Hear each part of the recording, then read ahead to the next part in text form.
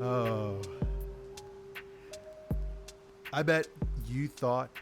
I I bet you thought you wouldn't be hearing this voice again. But ladies and gentlemen, we're back. We're back, and we're better than ever. We're higher than ever. We're kind of on a higher plane, or almost a higher level of existence, or of kind of wherever you put that. We're back, and I'm back, and I'm I would have never guessed. 3 months ago, I wouldn't have thought I'd be back in this spot making this show. But life kind of finds a way. It has a way of coming together, and the power of positive thinking, the power of positivity, can help you kind of, I feel like personally in my journey, which, this you're all a part of because you're listening to this show, has come a long way. And, I know we haven't really had a presence, on the internet or in the world. And I've these last 3 months have been a road that I've had to travel. And, well, first of all, I just want to say thank you if you're listening. If this is your first time listening, then welcome, please. You don't have to worry about listening to the previous stuff. That was all. That was a different person. That was a different era in my life. And I've moved on. I'm not moving on. I have moved on. And I'm going to explain to you what's going on. I'm going to catch you all up. No, this isn't a different reality. This isn't, another world that you're listening to. You found no, this is my life. And I'm going to give it to you as straight and honest as I always have. If you recall, 3 months ago, life took a turn for me. And we're not going to go too into it because I don't want to relive those memories. And I've gone through a lot of therapy. I've gone through a lot of, meditation and positive thinking. And I've evolved. I've expelled from my cocoon, and I'm a free spirit, and I feel more alive than I've ever felt. I mean, I feel at a higher point than I've ever felt. I feel physically, emotionally, kind of energetically at a high point. So I'm at the peak right here, right now. So what the hell am I doing with making this show? Well, I'll tell you. 3 months ago, when those flames came a coming, they came a hollering. It was almost as if those were the flames that purged the negativity from my life. This goddamn chair is the absolute worst, but we'll get that fixed. Where was I? The negative spirits that encompassed me were burned away. Kind of like the exterior or exterior of my being was shed, and I have been reborn. And here's the deal. Stuff went down after we last spoke. If you recall, I'm not really supposed to talk about this, but I'm going to give you, I'm not leaving you all in the in a blind spot. I'm going to give you the truth you seek.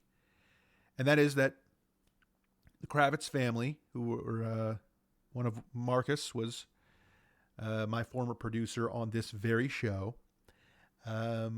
We had a court case. It was a long and arduous situation. I don't really want to go into it. And to be perfectly honest with you, I don't really know the logistics. Here's what I know.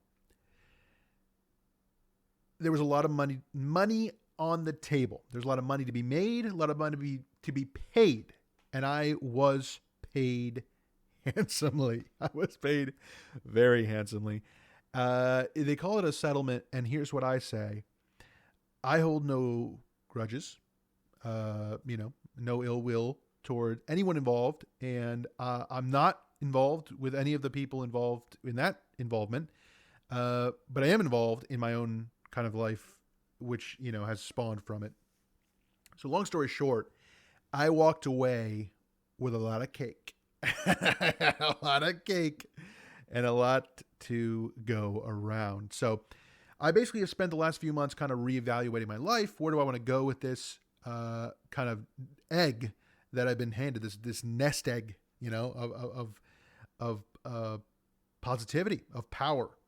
And not long after that kind of ended, and I was looking for a place to live, and considering my options, I was at a bar, which, the good thing about going to a bar in today's day and age, is you don't have these people who are these little, mindless, rats who, read the news or whatever, and they, are afraid to have a social life. Well, I'm not. And so when you go to a bar, it's nice because you get a lot of people there who are of a similar mindset, which is great. And at that bar, I met someone. I don't know, not trying to make something special out of this, but I'm just simply stating the facts of life. I met someone. All right, there it is. And we hit it off, and she's beautiful in spirit, which is kind of the main part. You know what I mean? Because at the end of the day, anybody can, find anybody attractive, right? Physical attraction is so common, but a spiritual attraction, an energetical attraction, that's special. That when you can kind of see through your third eye, through your mind's eye, and you like what you see, you take it. And that's what I did. So her name is Raina. Absolutely, just a genius. Truly, I mean, in every sense of the word. The music you heard at the beginning of this episode was wonderfully composed by her.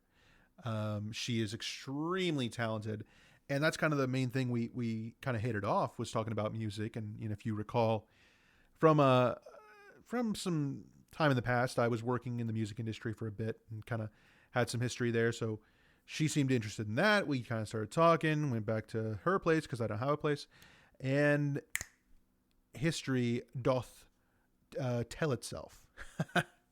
So we had sex, and that was kind of the beginning, of what blossomed into a beautiful relationship that is going very, very strong today. Anyway, to make a short story short, we started talking, and I, about the money and everything, and I realized I could make her dreams come true. I can make my dreams come true. I can make many people's dreams come true. So here's kind of what we came to the conclusion of. Raina is incredibly musically talented. We all know I'm pretty musically talented from my history, my past as well. And here's the thing. Raina knows a lot of these guys who are up and coming artists. You know what I mean? They got, again, super talented.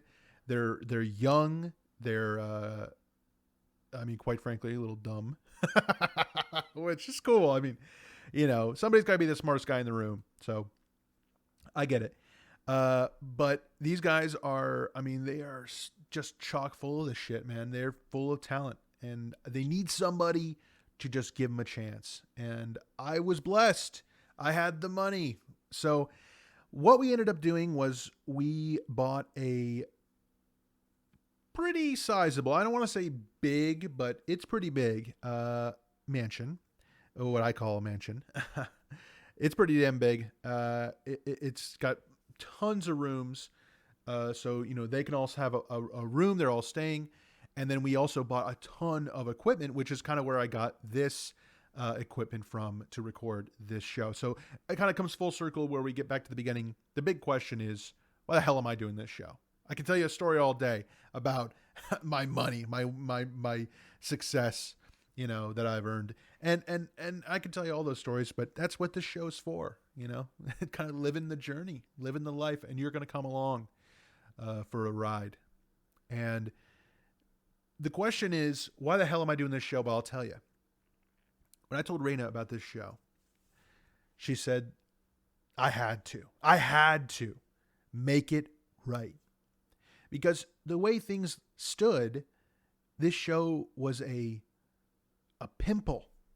This show was a stain on my life. It represented a time that I wanted to forget. So I could let it rot in its rat-infested shithole that it was in, or I could revitalize, reboot, and do it and make it into something I'm proud of. And that's what we're doing here today. So here's what we're going to do, folks. The show is back. I'm going to, I really didn't want to stick with the name. I'm going to be honest with you. I hated the name since the beginning. But Raina had a good point. She told me that I should stick with the branding. Don't tarnish the brand because, it's got to be the same if you're going to change your perspective on it. So she's incredibly smart. I mean, she has some of the best ideas of anyone I've ever heard. And she is just goes a mile a minute. I mean, she is a chatterbox, and she talks your ear off. But so here's it. This is it, folks. We're back. The show is back. The best part is movies. I from the beginning, it all goes back to movies, because movies is what brings us together. Movies is what, we can all agree on. We can all kind of contemplate. We can all, review. And so that's what we're doing. We're rebranding, but we're keeping the branding. We're rebooting, but we're not. It's still going to come out. Just going to keep going, and everything else stays the same. So don't have to worry. We're back every week, a brand new episode and a brand new movie review. And I'm even considering maybe making Raina a co-host, kind of giving a dual review. I mean, we're going to be watching the movies together anyway. Bring her on, have her kind of co-host me. I know I'm kind of the host of the show, but she could be the co-host. And maybe we'll get a female perspective, and maybe that'll make the show, a little more diverse. I don't know. And that comes in due time. But let's talk this week's movie, right? First movie of the new season. I'm ready. I hope you're ready, because here we go. This movie that we're talking about this week, Avengers. Is that what it's called? Avengers Endgame.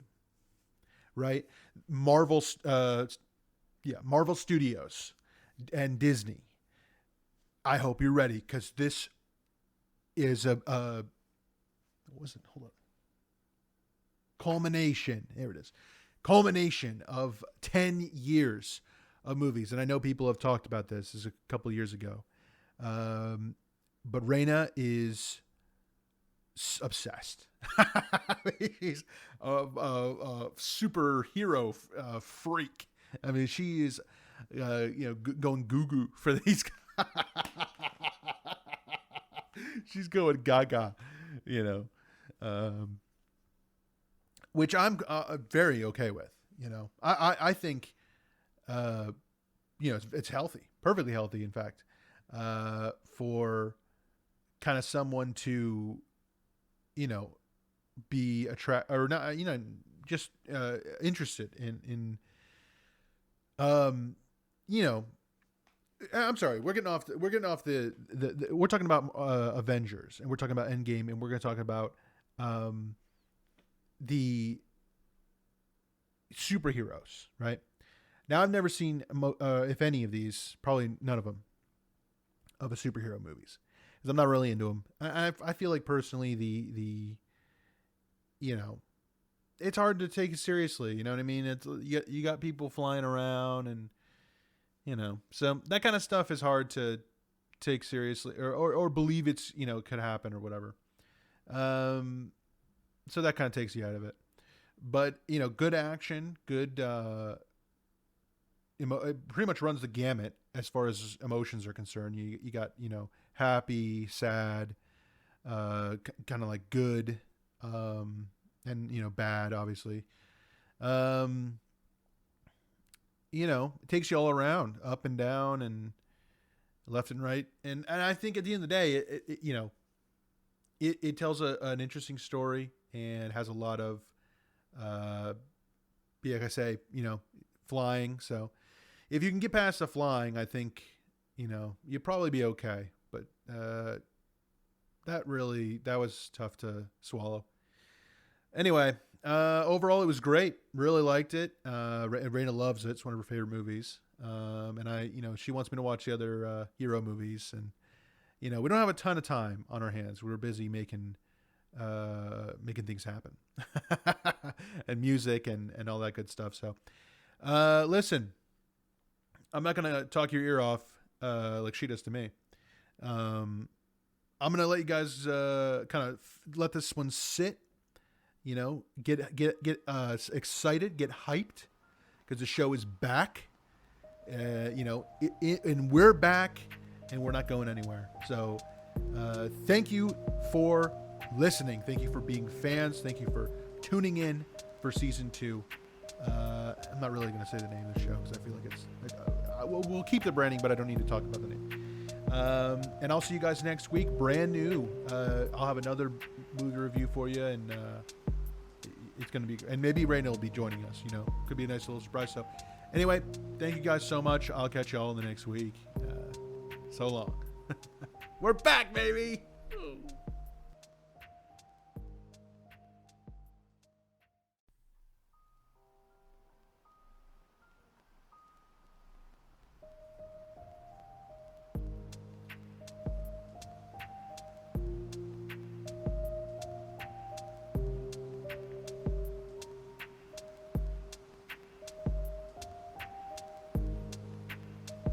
All right. This fucking chair. We were supposed to replace this, and babe, we forgot to get the new chair. It's fine. It's fine because I'm already gone.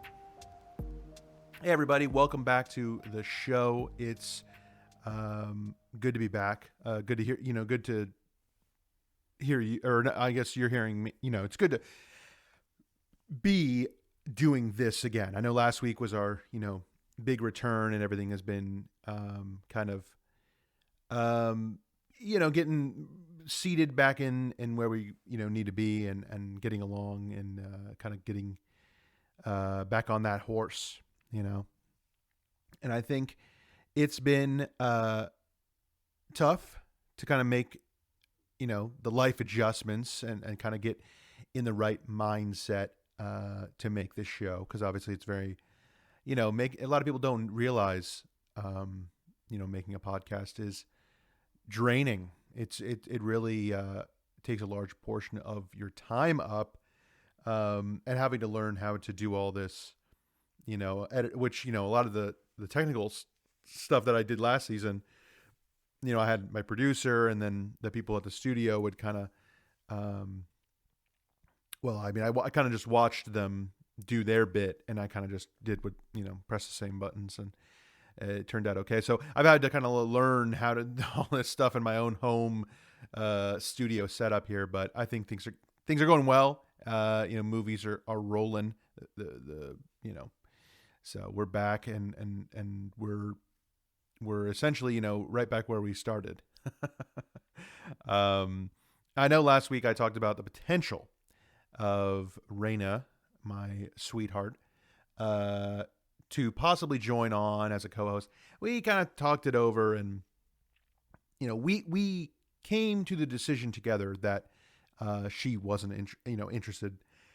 And that's kind of a thing, you have to do in a relationship is compromise and talk things out. And that's kind of what we had to do. So, it's cool. She's going to do her own thing. She's got a lot of, growth in her kind of field and what she's interested in doing. So it's cool. I got this and we can kind of keep it, the way it is. So, but yeah, I mean, what was it?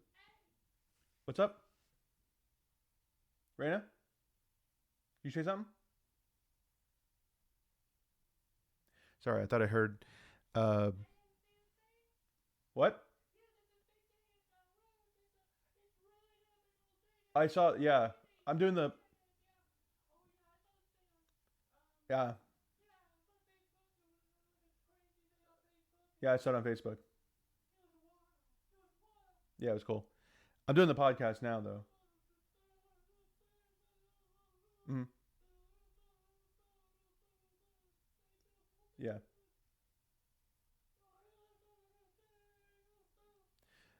Mm, okay. You can close the door. Sorry. You know, we, we like to share. We like to share with each other. We like to, you know, catch each other up on our days. So that kind of stuff comes and goes. It's a bit of an ebb and flow when it comes to relationships, and it's been a while since I've kind of had a serious relationship. So it's kind of been a learning experience for me as much as it has been. Well, it really hasn't. I don't know.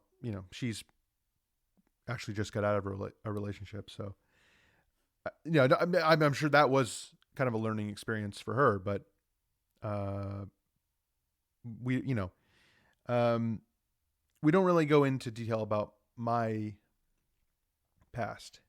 She doesn't really like talking about it. It's some people have different kind of uh, you know rulings for the parameter of their jealousy.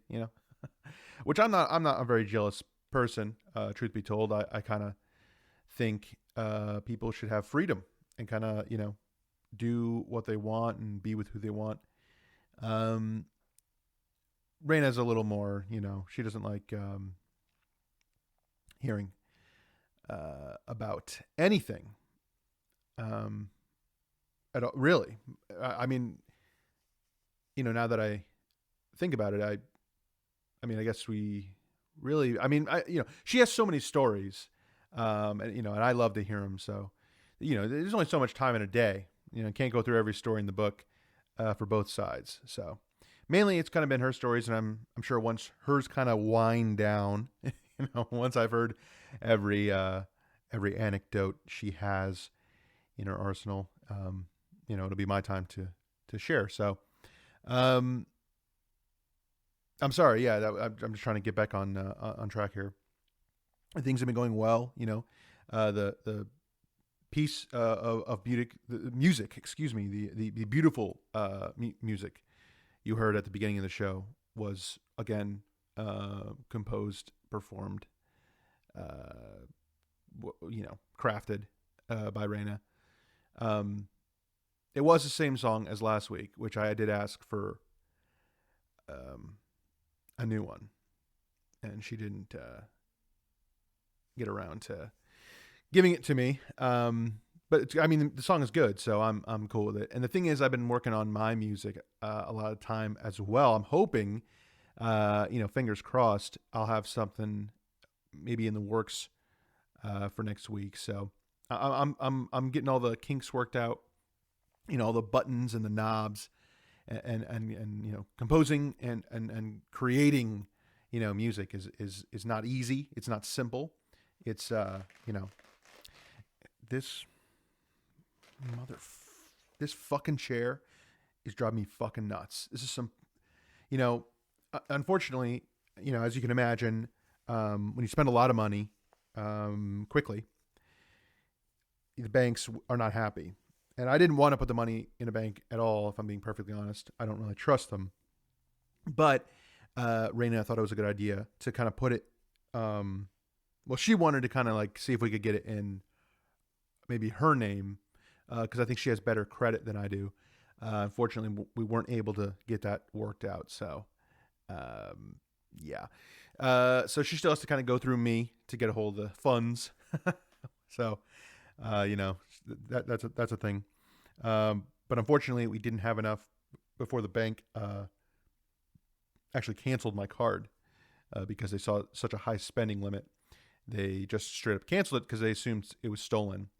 It wasn't, but the banks are a pain in the ass. So we're waiting for a new card in the mail. So unfortunately, I'm kind of stuck with this chair, this hand-me-down chair I had. So hopefully that'll be replaced soon. But it's driving me absolutely nuts.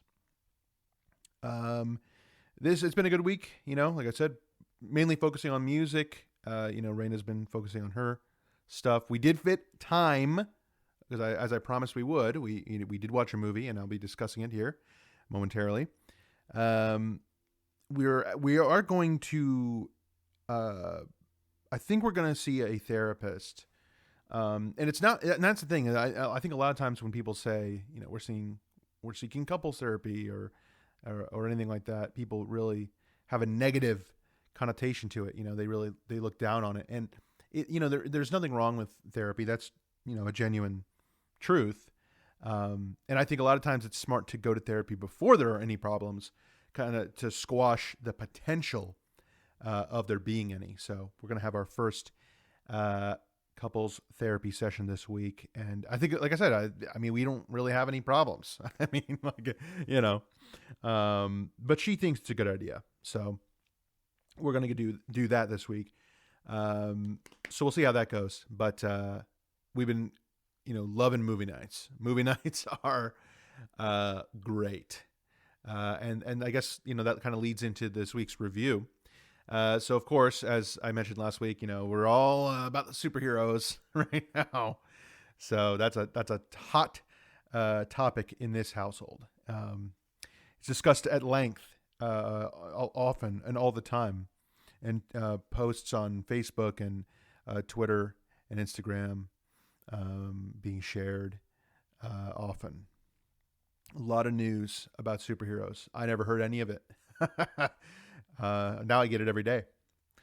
So that's, something that we have going on here. So for our movie this week, we did decide to watch another Avengers movie. Obviously, I had seen Endgame now, so it was only proper to see the next one. So this week, we watched Avengers Infinity War, which was, the epic conclusion, I guess, to this whole story. I guess it was a two-parter. It was interesting because obviously it was very different from Endgame. They seem to go in quite a different direction. It was a lot more about an origin of kind of how everything. It was almost like a story, Memento, if you've ever heard of it. A story told backwards, because we kind of jumped back in time, and got to see how everything kind of came together for all these heroes and learn, where it all started. So it was great. I liked it. I know she absolutely loves it. Less flying, which is always good. I think they may have gotten that feedback from a lot of the audience after the first one. There's a lot less flying, which was awesome. Great action, just like the other one. Everyone looks a little bit older, which, happens when you film movies. If you've never filmed a movie or been on a movie set, that kind of stuff happens when you, in between movies, But I loved it. It was great. The digital effects are always impressive, and they shined in this one. So really have nothing negative whatsoever to say. Great conclusion. Better than the first one, I'd say. Pretty fair to say. And yeah, great movie. Really enjoyed it. And of course, like I say, Raina, she, really likes it, and has a lot of. We're getting a lot of kind of the house set up, a lot of the art on the walls, a lot of the decor, and it's a lot of Marvel hero stuff, which, I'm not, I think it's a little childish personally, but that's just my opinion, and in a relationship, you kind of have to have both sides. So, compromises, like I say, and I'll get, some stuff probably eventually. as well. But the housemates are going, getting along. Everyone's kind of doing well, and they, get together and have a little powwows too. And I'm busy, obviously, because I got my whole kind of battle station set up in my bedroom, because I need peace and quiet to not only make this show, but to kind of do the whole week's worth of build up for it, because most of my week is spent getting ready to make the show now. So it gives me something to do during the week. But anyway, I think I've rambled on long enough here, and I know Raina has some more Facebook stories she wanted to go over with me. So listen, next week I'll have another review for you. I'm also gonna, fingers crossed, man, I'm really gonna try to get some music for you guys, because I think you guys are gonna love what I have cooking. I have some great stuff cooking up, and this fucking chair. And I may, depending on how therapy goes, maybe Raina will, stick her head in, maybe be on with me after all, because I wanted it, and but we decided she didn't. So anyway, thanks for listening, everybody. I'll catch you guys next week with another review. Hopefully it won't be a superhero movie. Yeah. Bye. 1, 2.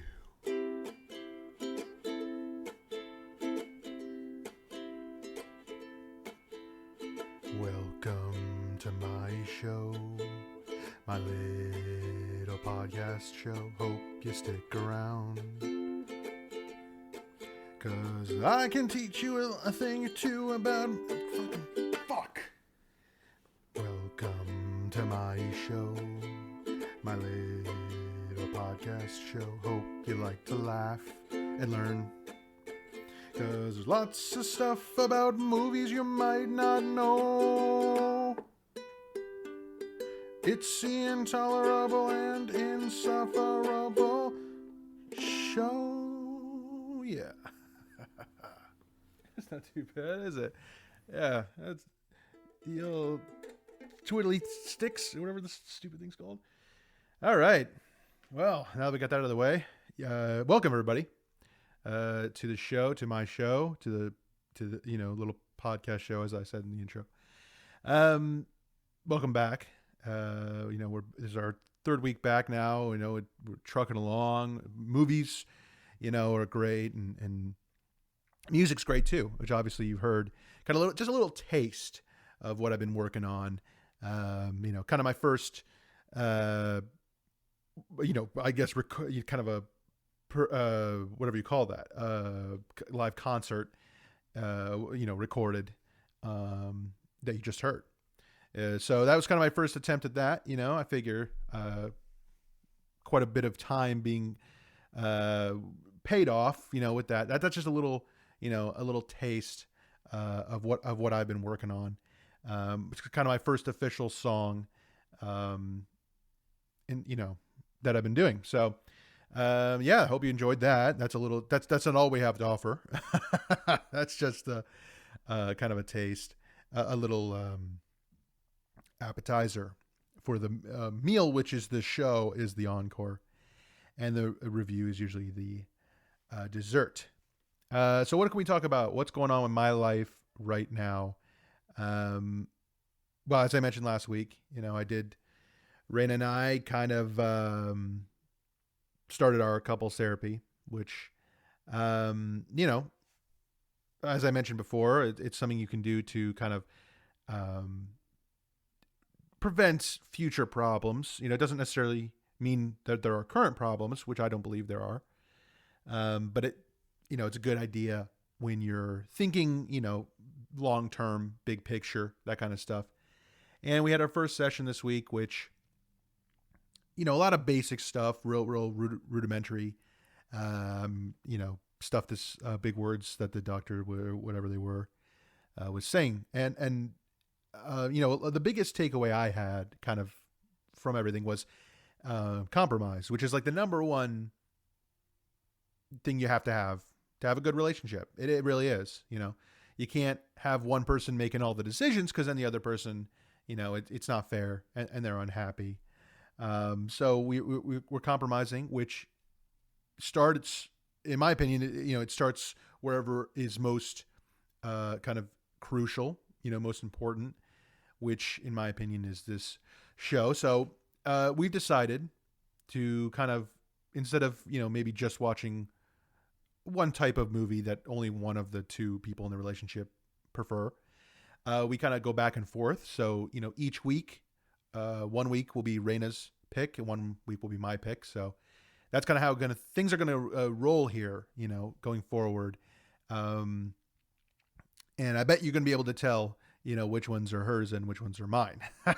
That's just, you know, it's all part of it. It's part of the system, and I think it's going to help. I genuinely think it's going to make things, and not that it needs it. You know, we don't need help, but it will help, even if it's not needed. But it is wanted.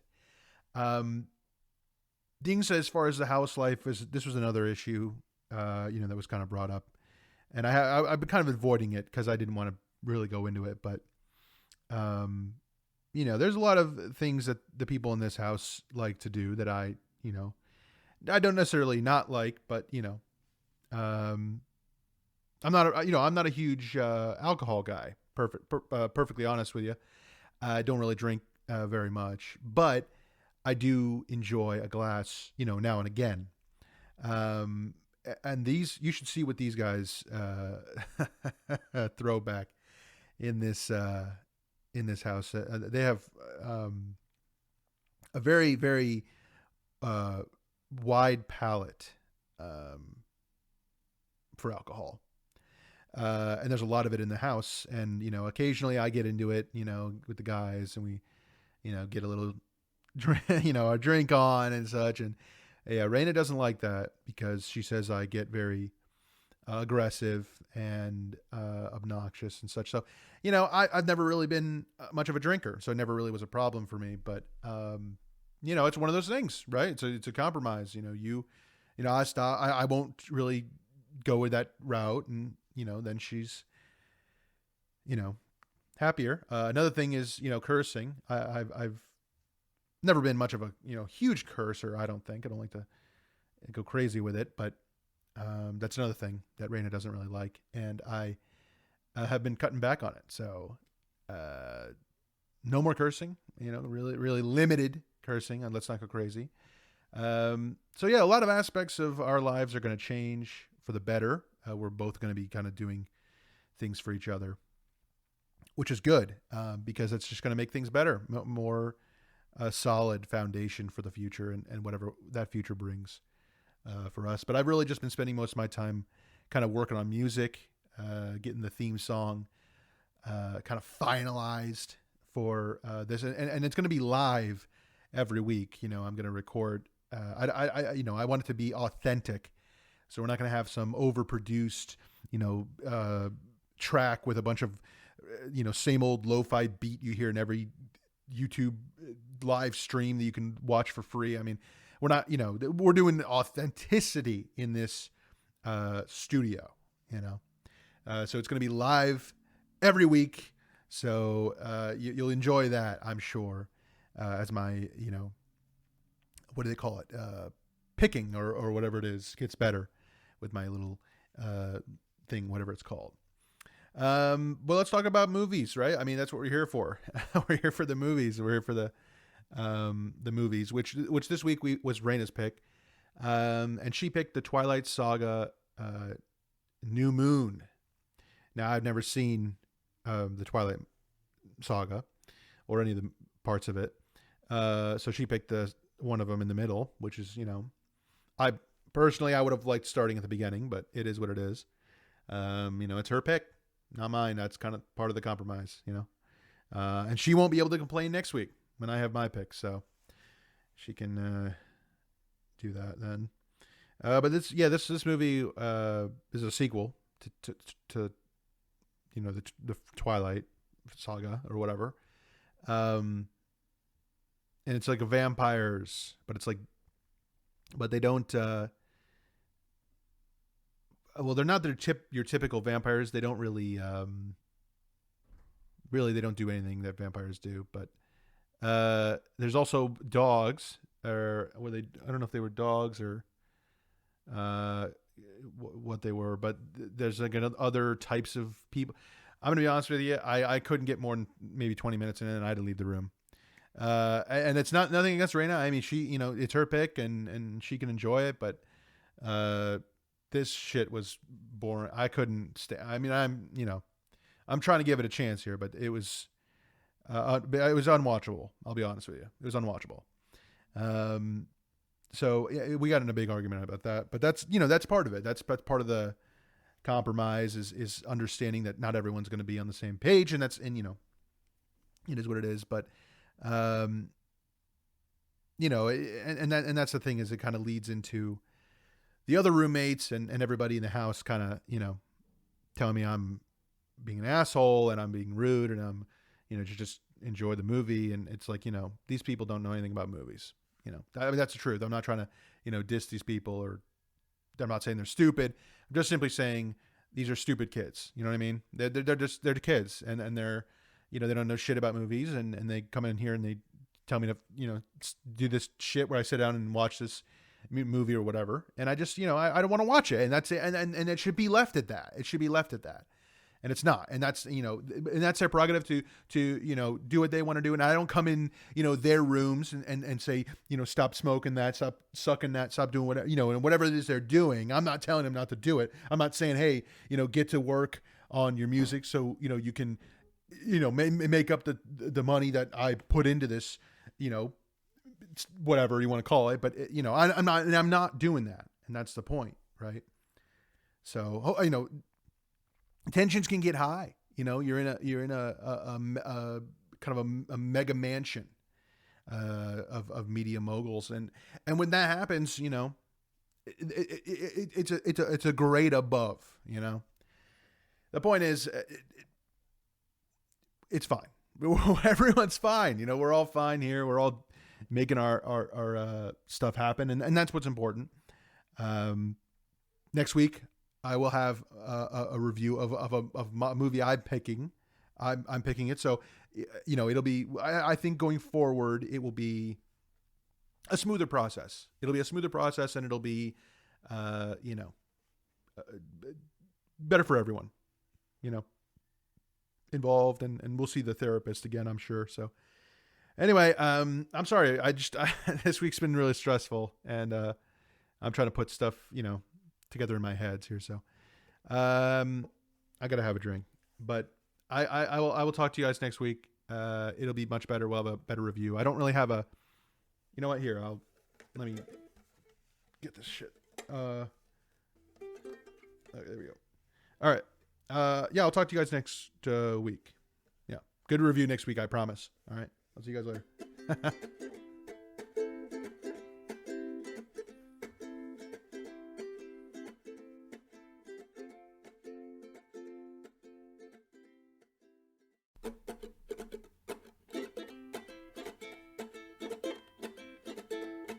Welcome to my show, little podcast show. Hope you stick around, yeah. Cause lots of things I can do. Welcome to my show, little podcast laugh. Cause lots of things about movies that you might not fucking know. It's the Intolerable and the Insufferable show.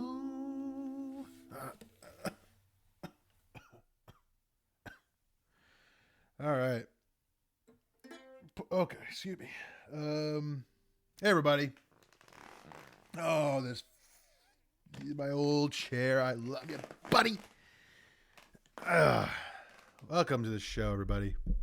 Sorry, whoopsie. Sorry about that little microphone adjustment there. Welcome to the show, everybody. And welcome one and all to the Intolerable, Insufferable show. Let me just start things off by saying, you're in for a raucous show today. I know, there's been a lot going on. I've been kind of trying to reevaluate my life, reevaluate a lot of, life choices and different, people in it, and who's in and who's out. And I got to be honest with you. I'm thinking, oh, fuck. Sorry. I just got home, and I apologize. Hopefully this episode comes out on time. For me, however, I'm running a little late, and it's kind of like a last minute recording. I forgot to record an episode this week. So I've been kind of stricken with this punishment to get this done. I just got home, night out on the town. I was out having a good time, and I brought home a nice bottle of whiskey. Whiskey. So we are in for a treat today, because we're taking a swig.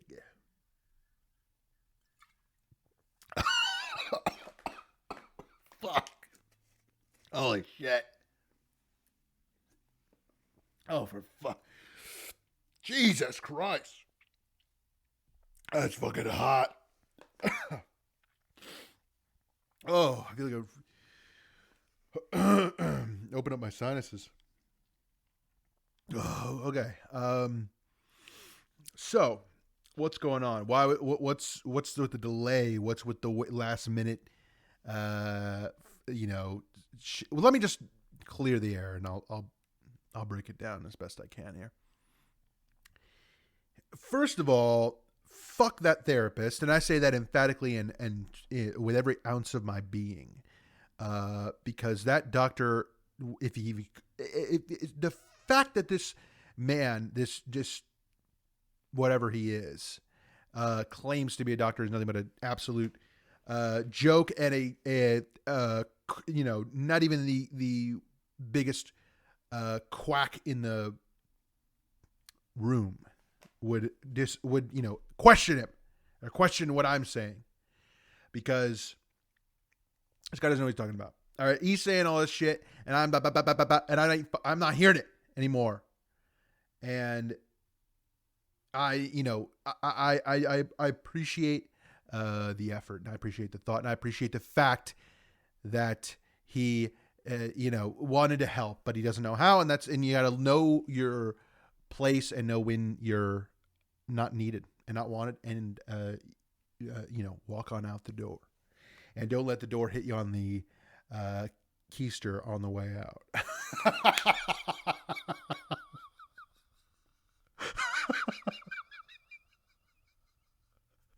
Oh, fuck. Oh, man. But fuck him. And let me just say, Raina and I are fine because we don't need him. And I'm not really, she hasn't really. It is what it is. We're not going there. What we're going with is this: the people that live in this house, they are young, dumb, full of fucking cum, and I'm I'm fine with it, because I'm not asking for it. But I am gonna say these guys like to party, like to drink a lot, and that's cool with me.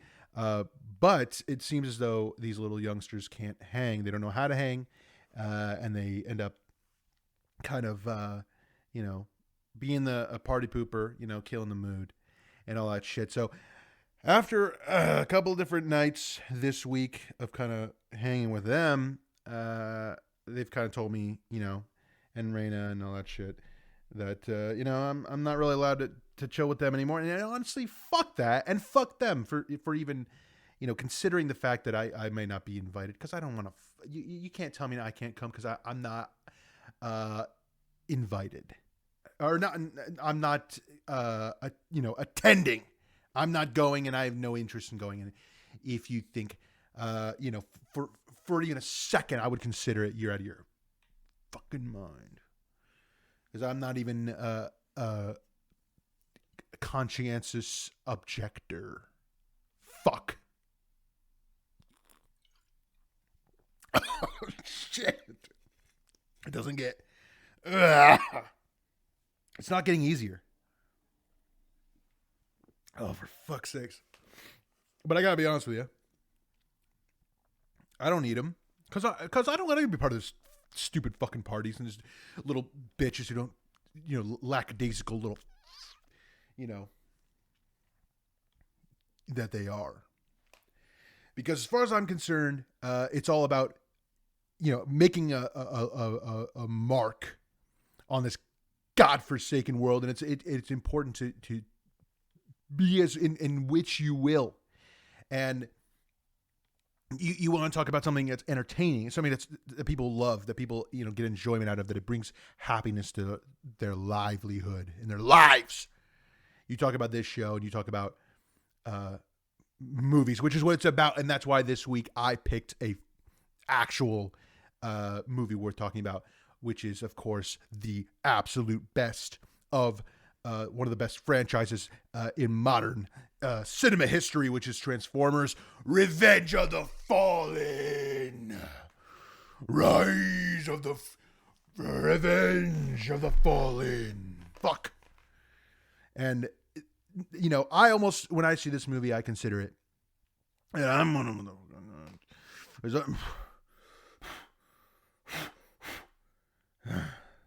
I consider it that I'm the Fallen, and these, little fuckwads are the Transformers, and I'm back, and not back. I'm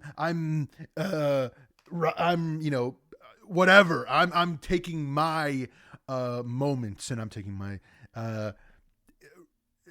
kingdom and my throne back. It's kind of like Game of Thrones, and I'm on the throne, and they're my, no, back to the original. It was I'm the Fallen. I'm on the top or whatever, and there's nothing these little piss ants can do about it because I'm in charge, and I make all the money. And that's the thing is, I'm concerned with the livelihood of the people in this house, and I'm not just here to mooch and take advantage of someone's good graces and goddamn graces. I'm here to make this place, because the thing is, I know what I had said in the past about the house, and the truth is, I don't own it, and I couldn't possibly own it because the money I made from the settlement wasn't even fucking close to what this place costs, and we are renting.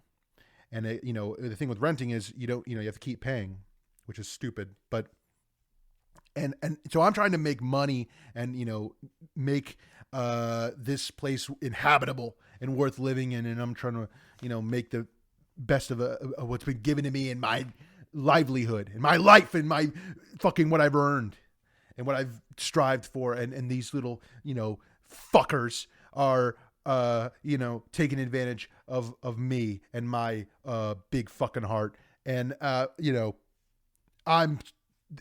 calling it here, because I'll make a promise to you, the people who really care about me, and I'll say with open arms, if these little whatever they are make money, if they don't make money in the next week, then their asses are out of here. They're hit the curb, because I'm not, made of money, and I'm not going to, stand for it anymore.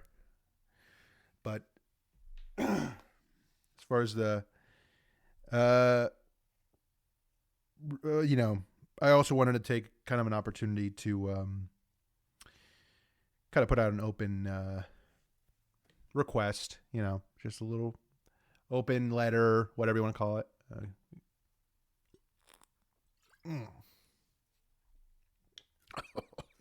Okay, god damn it. That shit It doesn't go down any smoother. There's an open letter to anybody who wants to sleep in my bed tonight. Because I'm definitely sleeping alone. And Rada hasn't been here in a couple days, and I'm not, I'm not worried because she's a grown ass woman and she can make her own decisions in life, and I'm not responsible for her. She's not my daughter or whatever that would be. So she can do what she wants, and I can do what I want because I'm a fucking free man, And the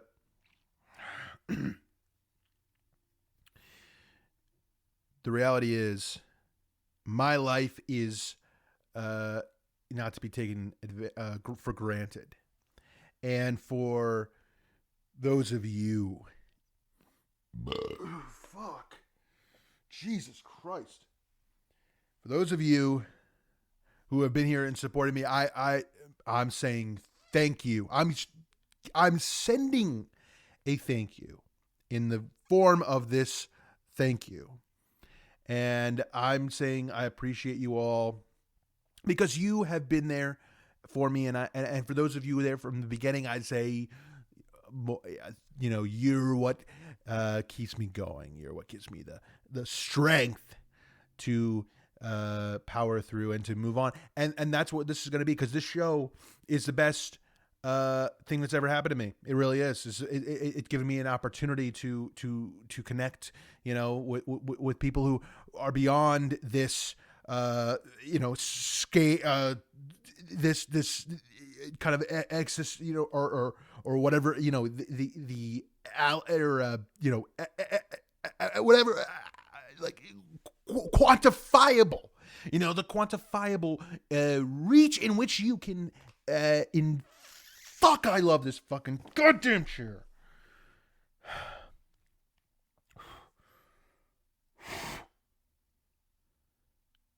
I just want to say thank you. And next week, I'm gonna pick the movie again, because I know what's best for this show, and I always have. And I am going to pick a movie next week that everybody's going to enjoy, and it's going to be a great time, and it's going to bring us together more. Thank you very much. You know what? Let's go out with a little fucking... How do you get this thing? Everybody, I want to say thank you all, and I wish you all a happy Valentine's, which we didn't even fucking celebrate. I'll talk to you guys next week.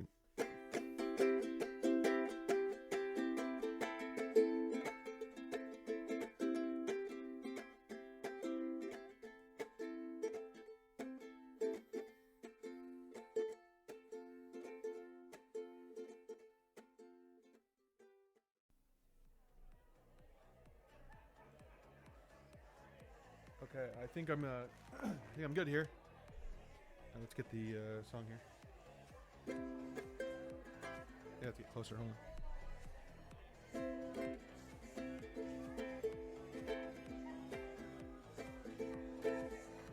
Oh, welcome to my show, a little podcast show. Hope you stick around, 'cause lots of stuff about fucking... Sorry. It's the Intolerable and Insufferable show. Yeah. Hey, everybody. Welcome to the show. Just ignore all that shit in the background. How's it going, everybody? I'm doing well today. We are... kicking it. We're doing it what we do. The show is going, Well, the show is going well. It's been going well for a few weeks, and I'm happy. I'm loving it. I'm feeling good. You know, you can imagine everybody else in the house is feeling fucking good because they're loud as fuck. So just to kind of, you know, I don't think it's a big deal. Probably can't even hear it, but there's some shit going on in the house today. I asked to have some peace and quiet to kind of, you know, have time to make the show that I do, that they know I do. Everybody in this house knows about it. It's kind of like the most important thing that happens kind of here, which is this show. And, you know, this is an important week. This is an important episode. And they know that because I told them, you know, over and over again. But, you know, they also have their lives and their livelihood and their, you know, whatever. And I respect, you know, their schedule and their stuff that they do. But they chose today to have a fucking party. And I asked them, you know, oh, can you reschedule it or keep it down? And you can hear it, I'm sure. There's no fucking way you can't hear it. It's blasting enough, you know, the fucking house is reverberating. It's fucking... But we're not going to, you know, it's fine. Because at the end of the day, I don't think, you know, more than one person can, you know, live in this house and do what they have to do and make, you know, what they have to make. And they can do what they want and they can keep it down. Hey, seriously. What are we doing? Where are we? Jonah? Are you here? You know. Just, they can't hear me. So, but we're going to truck forward because we're not worried about that shit. And we're going to, you know, push forward and we're not going to worry about the music and the fucking countless amounts of people in this house, these fucking sheeple who, you know, they don't take anything seriously. They don't take, you know, the state of the world into consideration. So, you know, it's their fucking choice and they can do what they want. But this is gonna be a big episode this week. We're not gonna talk about that again because this week we're reviewing a very important movie, kind of an important movie in history. This week we're gonna kind of talk about what it means, where it is, what it stands to mean, and kind of, you know, in that regard.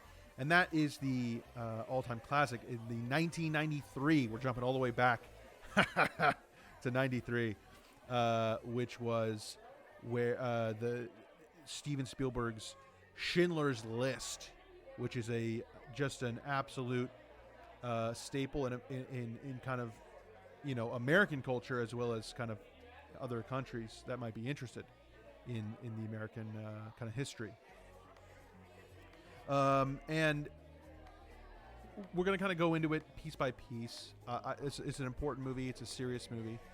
And it holds a great place in not only our culture and society, but also in my heart. So we're going to kind of go through it piece by piece here, so you get an idea of where I stand on this classic. In Krakow, during World War II is where we're at, right? Nazi Germany, and they're forcing the local Polish Jews into kind of the overcrowded Krakow ghetto. Krakow, whatever it is, right? Oskar Schindler, who is kind of our main guy, you know, he's a German member of the Nazi Party from Czechoslovakia. He arrives in the city, and hoping to make his fortune, Schindler bribes Wehrmacht, which are the enemy or German forces. I'm trying to speak up here, and SS officials. Acquiring a factory to produce enamelware, which is, you know, what they're trying to produce. Schindler hires Itzhak Stern, who's a Jewish official. You know, he's got contacts among black marketeers and the Jewish business community. He handles administration and helps Schindler arrange financing and ensures many Jewish workers as possible are deemed essential, you know, to the German war effort to prevent them from being taken. I'm going to speak up here. From being taken to where the fuck was I? To SS concentration or be killed, right? And Schindler's maintaining a friendly relations with the Nazis because he's enjoying wealth and status, right? As Herr Director or whatever they say in their language.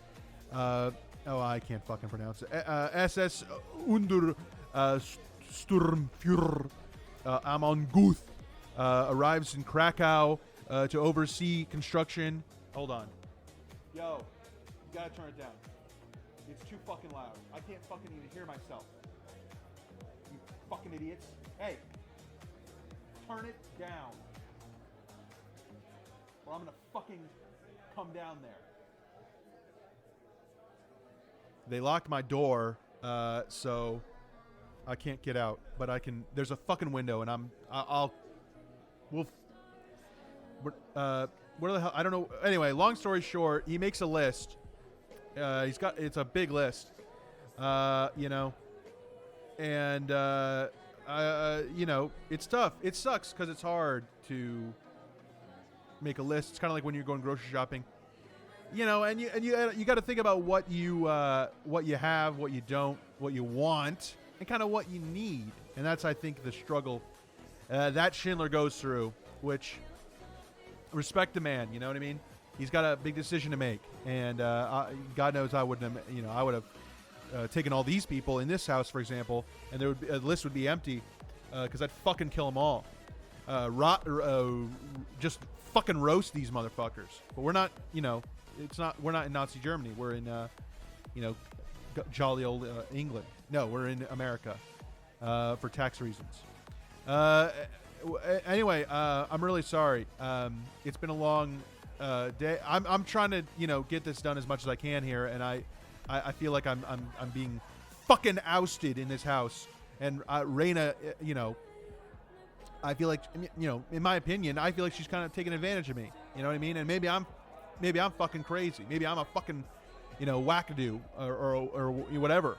But I think she may be taking advantage. So. I'm going to be honest. I'm not sure what the fuck is going on. These motherfuckers. But listen, I don't know what to do here. I'm kind of stuck, with my fucking pud, in my fucking hand here. I gotta go because I gotta fucking get out of here. I'll have an update next week, and we'll get through it because I'm strong and we're gonna power through. It's what we do.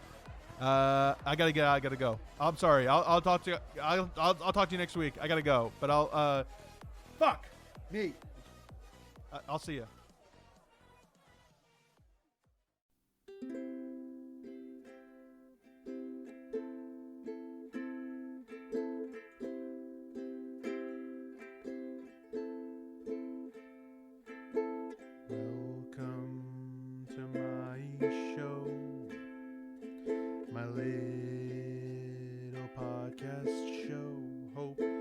Stick around, 'cause there's lots of things about movies you might not know. It's the Intolerable and Insufferable show. Hey everybody, let me get this up here. Oh, I love you, Cherry. How's it going, everybody? Try to come in here in a bit of a cheery mood because things are, it's not much of a strange occurrence for things to be all over the place in this house. First of all, let me just kind of put out an apology. For last week, I know, things were not as they should be, for sure. It was,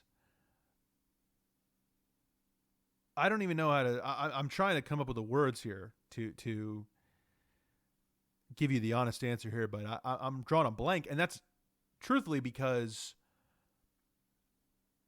I think last week was a necessary evil. I think last week was needed for everyone involved to move on in more than one way. It's nice, you might know or notice it's a bit, nice peace and quiet in the house. And that's,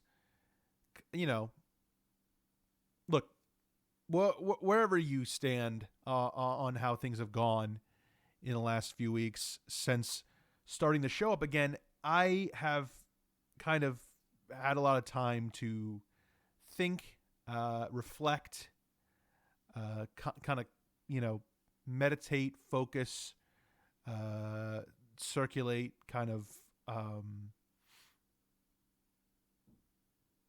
think about my life, my situation, my I'm trying to beat around the bush here because I don't want to kind of say it, but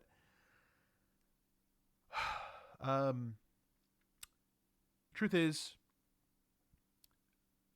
the housemates will be leaving. They're still, living here. I'm not gonna, kick them to the curb. I'm not a piece of shit like many people in my life have done to me. But they have been given a notice. They've been given a notice, and they will be pursuing their interests on their own. And I wish, I'm putting this out there here now, I'm wishing them the best of luck. And I hope nothing but success for them in their futures, and good luck to you. But our kind of relationship in this house was not working. It was not suitable. And speaking of relationships, it saddens me to say, but it can't, and it needs to be said, and it needed to be said. But I can make, kind of officially say here that Raina and I are no longer together. It was a decision that was very difficult to make for me. I know she, struggled to come to terms with it. And it was what was best for me. And at the end of the day, you kind of have to look out for yourself. There's only so much you can take before you have to kind of really think about what's best for you and your own career and life and that. So it is with a somber note, with a saddened heart, I say, so long. It was good while it lasted. It was a fun time, but I'm not going to sit here and cry. I'm not going to, be a little pussy. You know what I mean? I'm a strong person, and I don't need to, divulge into a childlike state, because I'm a adult, and I can, make decisions like this. And as I say, it's beneficial for me. Really, it's beneficial for her. It's beneficial for everybody, because it just wasn't working, And when you see that something is not working, you do something about it, right? You're not going to just let it fester and boil, into a parasitical, kind of monstrous entity, that slowly but surely poisons you. You got to let it go, and that's what I did, So long to that, and on to the future. And I'm single, so I'm not ready to mingle yet, but that time will come, I'm sure, and we'll go from there with kind of where that takes us. I did go see a movie this week because I felt like I needed to. Actually, saw it this morning. I'm recording this a little late because things have been kind of hectic here, and I apologize for that. But going forward, I mean, the point is, no more of that craziness. It's kind of funny. We can look back on it now and kind of laugh, because it's like, wow, what a what a clusterfuck that was going on. It's like sometimes you just let shit happen because you don't really realize what's going on, and you look back on it and you think like, Jesus Christ, what was going on there? But we can look back and laugh now because it's over. So, but that being said, I went and saw a movie this morning to kind of clear my mind, get myself psyched for the show today.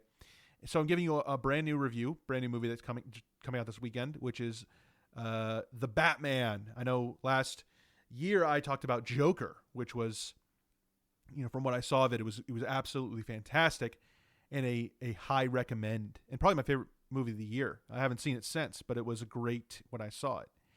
And so I just saw The Batman, which is I don't know if it's like a prequel or a sequel, but it is got a great cast: Robert Pattinson, Colin Farrell.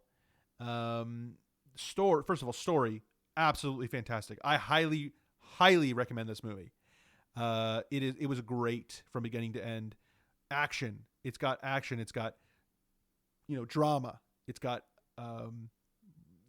everything you could want in one of these kind of movies. This I feel like this might be the movie that turned me around. Maybe I'm coming around to the whole superhero thing. Because this was just great. Great direction, great cinematography, great editing, great sound. Oh my God, the sound design was phenomenal. I just loved every second of it. And unfortunately, it's one of those things where it's like there was one part of the movie that kind of nagged at me. I couldn't get away from it. It just kept creeping up on me, and I kept feeling like I couldn't escape it. And truthfully, it's such a disappointment. It's such a sadness because I feel like, truthfully, it's a black mark that kind of soured the whole movie for me. I mean, I know I'm saying all these great things about this movie, and then it's like there's one element that I couldn't get past, and it was an acting performance, which I'm not here to judge. I'm not a famous actor, but maybe I have some experience. But yeah, man, it's such a bummer when a movie has everything you need to make it an absolute instant classic, and there's just one performance that kind of drags it down. And that was Zoe Kravitz. I mean, the truth be told, genuinely seems like a nice person. Seems like cool person, probably awesome to know in real life. And I, never got a chance to meet her. I've obviously kind of have somewhat of an involvement in the Kravitz family. So this is maybe a little bit of a biased review, but man, truth be told, chick needs acting lessons. I'm being honest. She just fucking sucked the life out of that movie. She was just awful. My God, she was terrible. Just every scene she was in, she just sucked the fucking air out of the room. My fucking God. Which is such a disappointment because the rest of the movie was so fantastic and everybody else did a great job, I thought. And yeah, it is what it is. Some people have it, some people don't. Yeah, the Kravitz, as I say, I have experience with them. Kind of seemed like a nice family. Kind of, Lenny has a kind of a dipshit son. I'm just saying. I mean, Marcus kind of whatever, but I had nothing against his daughter, but Jesus Christ, she just fucking. My God. I mean, truly, I would say this would have been a 5-star, but she brought it down to about 2.5. I mean, she just get her out of that. Get her out of Hollywood, because unless you want a fucking instant bomb, then please, by God, please put her in, because she just really put me in a bad fucking mood. And that being said, I mean, great movie otherwise. So if you can maybe close your eyes, leave the theater during her scenes, but the rest, highly recommended. But anyway, listen, I mean, I'm trying to get into a good state of mind here. The show is back on track. No more sadness, no more, ridiculous nonsense. That's all past us. I'm hoping by next week, the guys will all be out of the house. Raina will be on her way, and things will be going well. I don't know what I'm going to do about the house. I may end up looking to sell it. I'm not sure how that works with renting. If I have to, figure that, cut the cost or whatever. But so hopefully that'll be resolved next week, and we'll be back kind of in a better place. Maybe I'll get a professional studio space. I don't know, something like that. But things are looking up for me. Don't feel sorry for me. Don't feel sad because I'm feeling good, and I'm on the upswing here. So single Ian, I'm back, and I'm ready to rock and roll and get myself out there and start life again. Start life again. So no ill will towards anybody involved. But get the hell out. Don't let the door hit you on the ass. Woo, we're back, baby. And listen, guys, thanks for listening. I'll catch you guys next week. And maybe I'll have a suitor, a little lassie with me, a new one to take me home. So I'll catch you guys next week.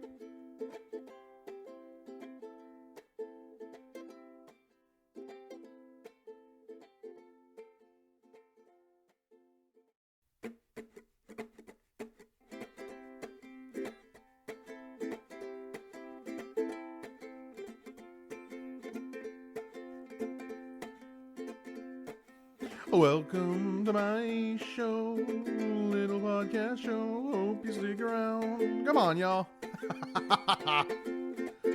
Cause there's lots of stuff about them movies that you might not fucking know. It's the Intolerable and Insufferable. You know what it is, folks. Show. Yeah. Oh, folks, welcome to the show. Welcome back to the show. It's been it's been a wild week as far as the my life and everything around here goes. The headquarters, if you will.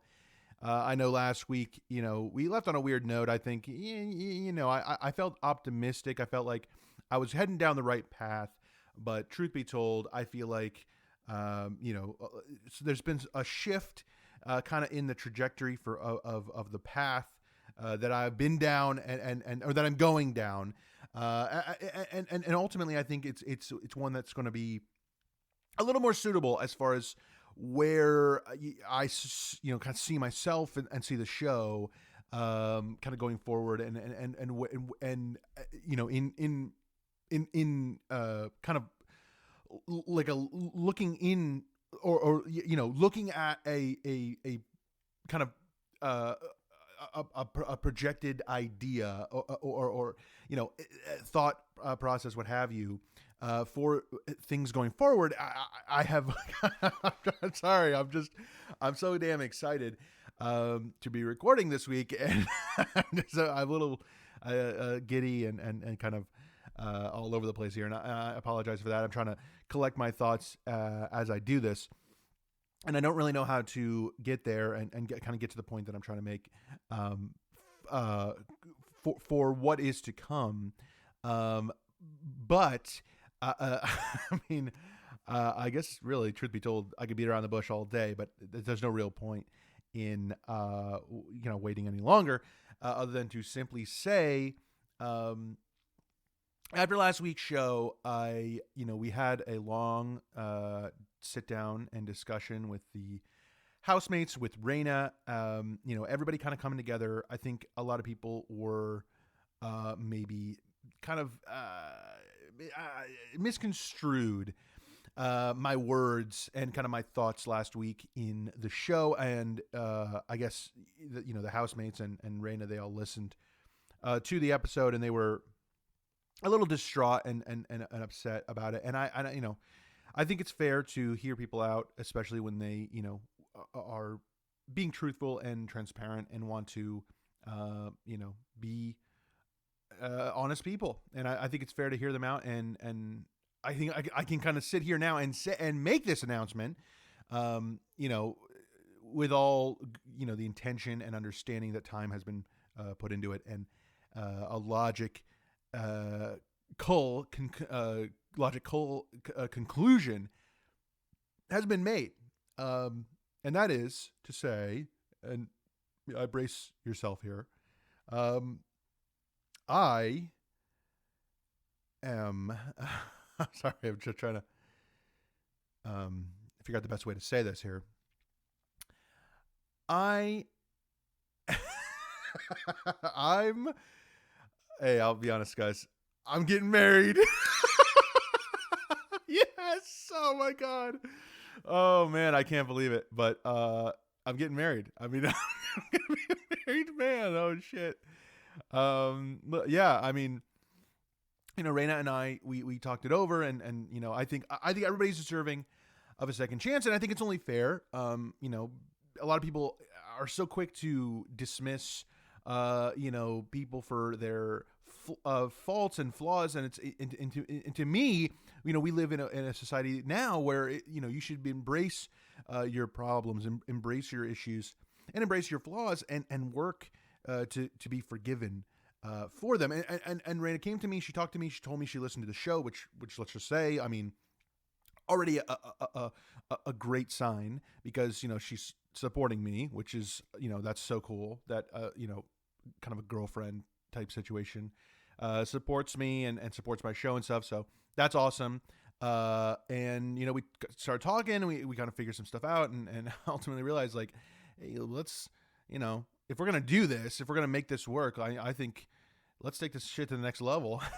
And that's where we're at. So listen, we're engaged. I don't know when the date is. We don't have a date figured out. I mean, Raina wants to get this shit done like tomorrow, and I'm like, whoa, let me call my family, call my boys, get some stuff set up, because I got there's a lot of work that goes into this kind of thing, and I don't want one of these like cheap little weddings. I want like a big kind of a parade type situation. So, and I know there's going to be a lot of people out there who, they may say they may say to me, like, oh, what about all this stuff you said? What about all, the way she acted, the way you were treated? And it's like, it's one of those things where it's tough to explain when you're not in that position. You know what I mean? Like you see what is presented to you, like you see what you want to see, you see what you're given the opportunity to see, but you don't know what it's like, the rest of the time. You don't know what it's like when, we're just chilling, and she's like awesome to me and stuff. And you only see what what you see, and you're not in my shoes. So you don't understand kind of what it's like. You know what I mean? So it's like, you can judge, and you can say this and you can say that, and you can, oh, well, what, but at the end of the day, it's like, I mean, you're not there. You know what I mean? Like you're not there. So you don't get to understand it, and you don't get to grasp what it's like in this relationship. So that and people can say whatever I said and misconstrue it or take it out of context. But again, like when I'm frustrated, when I'm angry, when I'm in a moment where I'm kind of at a point where I can't, express myself, like unbiased. You know what I mean? Like you're going to draw your conclusion from that, but you don't understand what it's like. You only see what you're given, and you don't, and you can't grasp the the understanding of it, because you're not involved. It's like when you're not in the actual heat of it, when you're not in the actual moments where everything is great and everything is kind of it kind of like almost spiritual. There's an essence to it that you can't grasp if you're not there. So that's kind of how I feel about the criticism that I can only assume I would be getting, because again, it's like, unless you've been there, man. Like, look, the truth is, like, I don't want to be a fucking loser. You know what I mean? Like, I'm not looking to be a guy who's on his own, who doesn't have anyone. Like I'm not that kind of person. I want to not only take it to the next level in my personal relationship, but I also want to take it to the next level in my life. You know what I mean? Like, the next level of life is to have that relationship and have that partnership. And I don't want to be that kind of person who doesn't have that, who is still stuck in the past and living under a shroud of jealousy and wonder, or whatever the world that you live in. But as far as I'm concerned, as far as if anyone is looking in and saying, oh, you shouldn't do this, this is a mistake, like you just don't understand. And if you understand that you don't understand, then you will understand going forward. You know what I mean? Like that's it's that simple. And I'm excited for my journey, and I'm excited for you guys to be part of the journey. And I think this is just going to bring, a lot more to the table. It's going to bring a lot more to my life and my happiness, and everything's great. So, we're going to start planning out that stuff. We're going to start figuring out who's going to go, people from Raina's family, people from my family, close friends and all that good stuff. So it's going to be a bomb ass wedding. It's going to be awesome. And I think it's one of those things where, it's exactly what I need. It's exactly what I needed all along. And it's kind of one of those things where it's like, oh, you can't really see it until it's kind of happening. So, as far as that goes, that's something I'm super looking forward to. And, Raina, she surprised me. She kind of cleaned up my ukulele to play that I play every week. So I thought that was really sweet of her. You know what I mean? At first I thought it was a new one, which would have been awesome, but that's the same one. She just kind of dusted it off, which, is cool. So, and very sweet of her.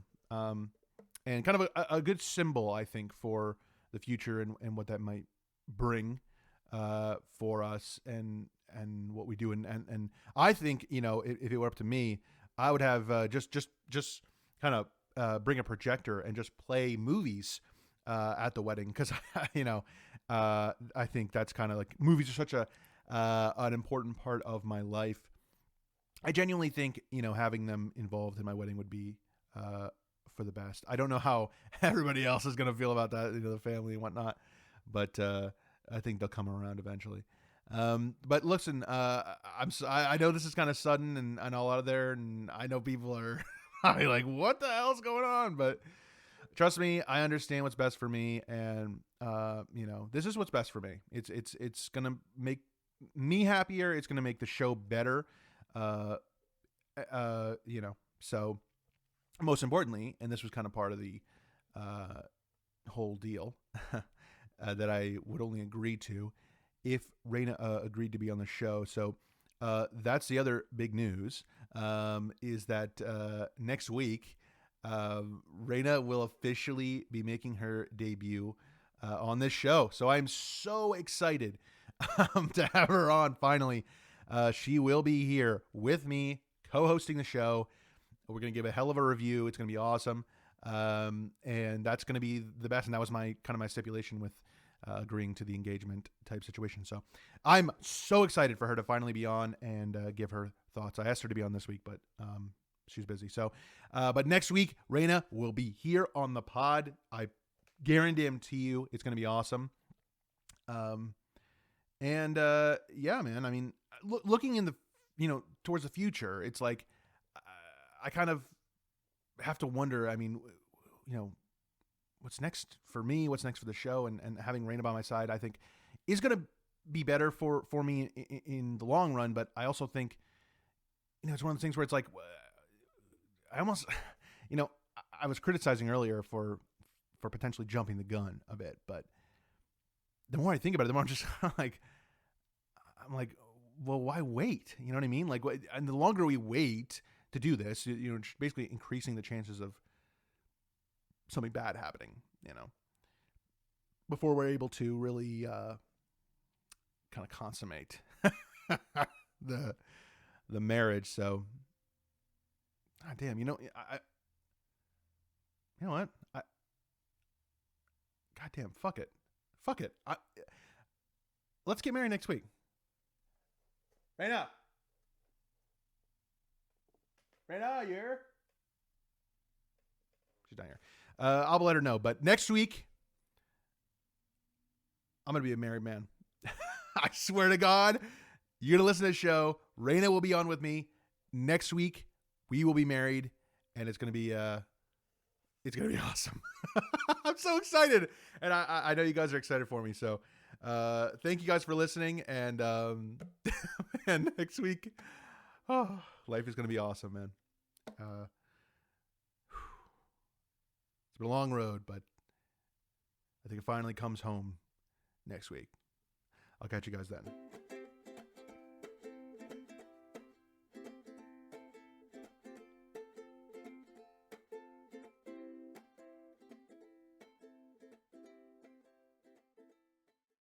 All right. Let's see if we can.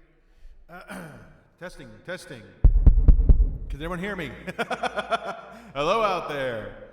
Well, welcome everyone. I know this is going to be kind of weird for everybody involved in this kind of situation. But I guess just to kind of clear it up for both sides. For the people listening to this right now on the internet or whatever it is you do, listen on. Welcome. This is my show. It's called Intolerable. Well, we're not going to say the name. But this is a special episode because you're actually listening to kind of a big moment in my life, and for everybody in the room here as I record this. Welcome as well, I suppose. Please keep quiet. Let's everyone kind of lower the volume. I want to hear a pin drop. Everybody quiet down a bit. Shh. I'm sorry. It's just like I just said be quiet. Literally 1 second ago. And welcome. I know this is kind of not the normal type thing you might be prepared to listen to, but we're coming at you on the. I'm talking to the show now, not to you people. Unless you're listening to this, then I am talking to you, but not to the people in the room. So yeah, we are coming at you kind of from a very special place, one in which you might not expect. Which I know I mentioned last week. If you listen to the show, again, I'm talking to the recording. This is people listen to this. I'm sorry, this is confusing for a lot of people here. For the next few seconds, everyone just look away, because I'm trying to do this and it's distracting people who are looking at me. I'm so sorry if you're listening to this. Let me just clear up the confusion here. I'm actually recording this live at my wedding. I know most traditional weddings tend to have a speech or speeches for kind of the best man, best woman, and due to some unfortunate circumstances, and this is kind of one of those things that I think happens when you kind of fast track a wedding. Some people can't make it, and unfortunately, I didn't really have a lot of people or anyone to kind of come from my side of things. So instead of in lieu of a best man speech, I opted, which I think is pretty clever, personally. Keep it down. We're still going here. In lieu of a best man speech, I have decided to take the opportunity to kind of give a speech of my own, and not only that, but to really make this feel like it's true to me and who I am. I decided to kind of record this moment in history and make it an episode of my podcast. So now you understand where we're coming from here. I apologize if the acoustics aren't great, obviously.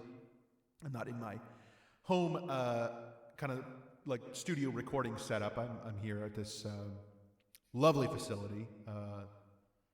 Where is this? Holiday Inn. And it's wonderful. It's beautiful. Everyone here, I appreciate you all for being here. I know Raina does as well. But I'm going to take a few minutes just to kind of get my shtick going here, so if everyone can just keep quiet, we'll get to the rest of the ceremony in a minute. But for now, let's everyone kind of take a moment to reflect, on these words. It's been an interesting week.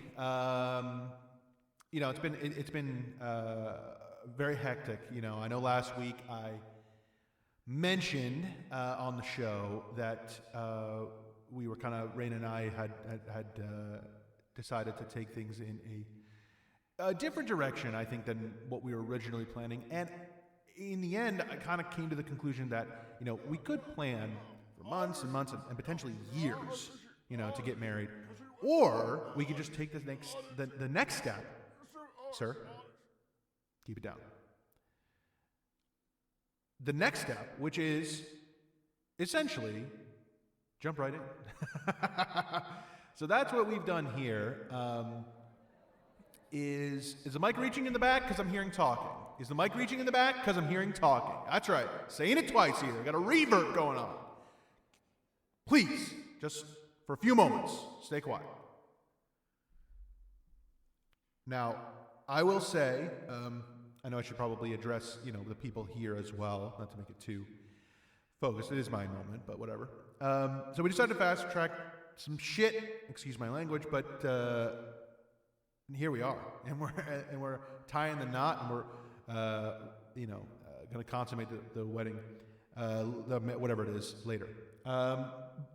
But let me just say to everybody in the room, in case anyone, everyone, I'm sure, is wondering, when's the baby coming? When's the baby coming? Well, hold your horses, because let's just say I couldn't help but notice Raina's father, who was here and helped. Well, he didn't really help pay for it. I've kind of paid for all the stuff he claims. I'm gonna hold you to. You're gonna pay for your half, buddy. But speaking of which, I need to get your contact information, please. But Raina's father, I could not help but notice, is a different type of diversity, ethnicity, whatever it is. Raina is, for those of you who can't tell in the room here, Raina is of some Asian descent. Her father, very white, which respect, brother, as we say all the time. But I've been knowing that, I mean, either you have some real recessive genes, my friend, or, might want to get a DNA test. I'm saying, and I'm not going to make that same mistake. So trust me when I say the second a baby is brought into the equation, we'll be testing her. Because I'm not making that same mistake as Daddy did. I kind of like that song. Whatever it is, I learned it from her daddy. You know what I mean? In case y'all haven't noticed, yes, I did bring my chair to the ceremony. I didn't feel right recording in any old chair, so I've kind of grown attached to it. So he's along for the ride with me, and I've seen some people in the back there giving me some, dirty looks, and I'll be clear to say there will be discussions after this is over, because that is not that's not something that we in this family as we are, we don't accept it. So listen, folks, I do want to say, I wanted to take a few seconds here, not to take too long in this, but I did want to talk about a movie. I know it's a little maybe odd, but I know last week we never really got around to the movie discussion, which is I'm really sorry about that. I know I don't want that kind of stuff to happen anymore, so I'm making up for it now. This week we're going to talk about Watchmen, 2009. What? It's fine. No, it'll be quick. The 2009 superhero classic about a group of heroes and kind of who watches them. And that's the thing, is I think what makes this movie so interesting is it does bring up a good question of like who's watching who, who's watching the people who watch, and it's kind of a never-ending cycle of who's watching them and who's watching them. Sir, if you speak up again, we're gonna have a fucking problem. I'm trying to be polite here. Sit down And don't open that fucking mouth again. I'm sorry. I'm sorry, folks. And I will not. Please. So, who is in charge of this gentleman? Because he is Raina's grandfather. Well, sir, we'll discuss after. Listen, folks. I just want to say thank you to everybody. I'm talking to the show here, not the people in the room, for listening. You know, it's been a hell of a ride, and it's been a wild journey, and I appreciate everybody being along for that ride and kind of supporting me every way you can. For everybody in the room here, you know, thanks for coming. And I'm looking forward to the future and what it holds, and especially the married life. You know, I'm a married man now, got to take responsibility. Kind of figure that whole situation out with what comes in that, including coming a lot. Sex on the reg, you all know what I'm saying. Oh man, I'm getting told by a lot of people here that they want me to wrap this up. So I'm gonna just kind of let it end here and say I did bring the ukulele. Let me bust that out here. And I thought I'd play a little tune for Raina kind of on this special day. When I learned, you know, because I figured it would be a sweet way to kind of win everybody over. So, from her side of the family. And shout out to my family for coming, by the way. Fucking assholes. All right, here we go. Raina, this one's for you. How's it go? It's, wait, no, that wasn't it. It was like, was it? No, it's no, that's not it. Shit, I forgot. No, I'm good.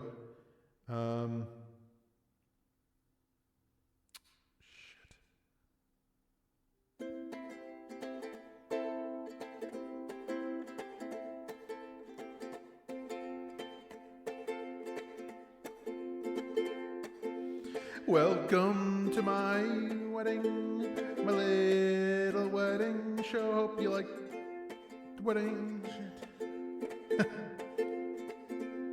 'Cause lots of things about weddings you might not know. It's the Intolerable, Raina and my wedding show. Thanks, everybody. Woohoo! We're married! Woo! All right. Let's go, Raina. Get the fuck out of here.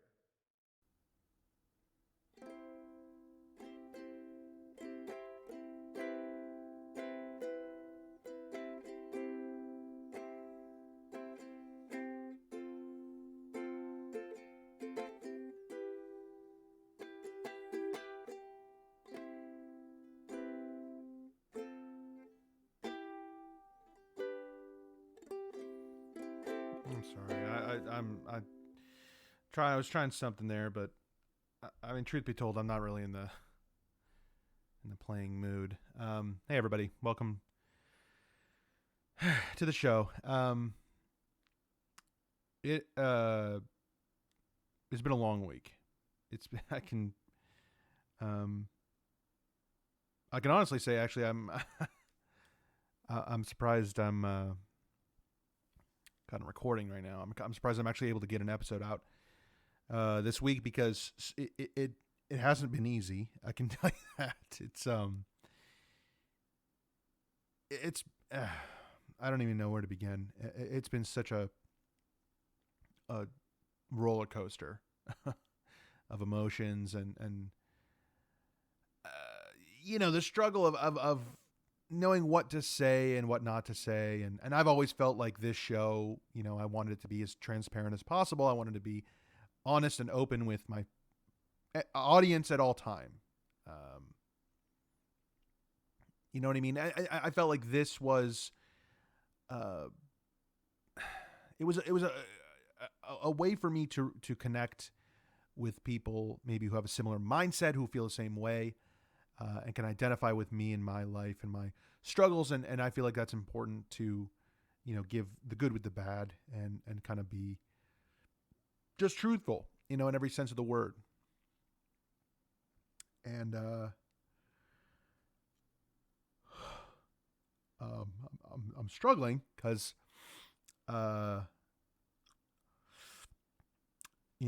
it's a professional show, and I'm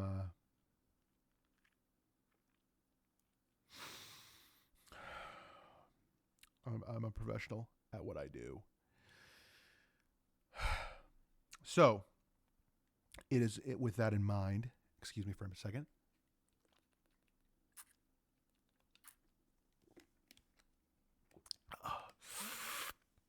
A little liquid courage.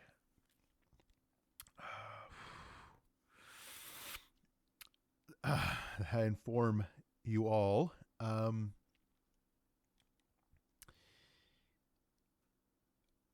that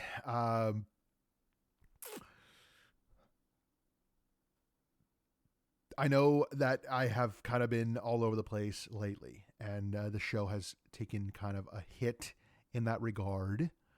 It hasn't quite been the product that I had promised, the product that I want to produce.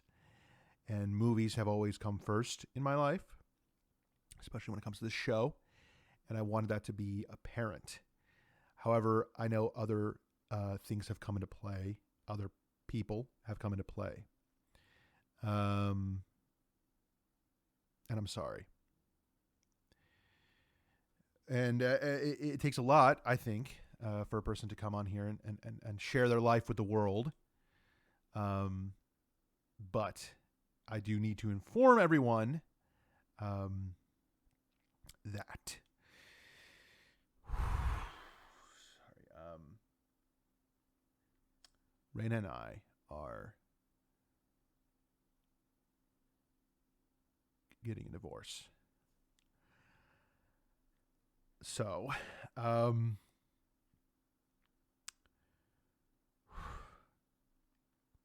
sorry to everyone, to my family, to her family, to everyone. I don't know.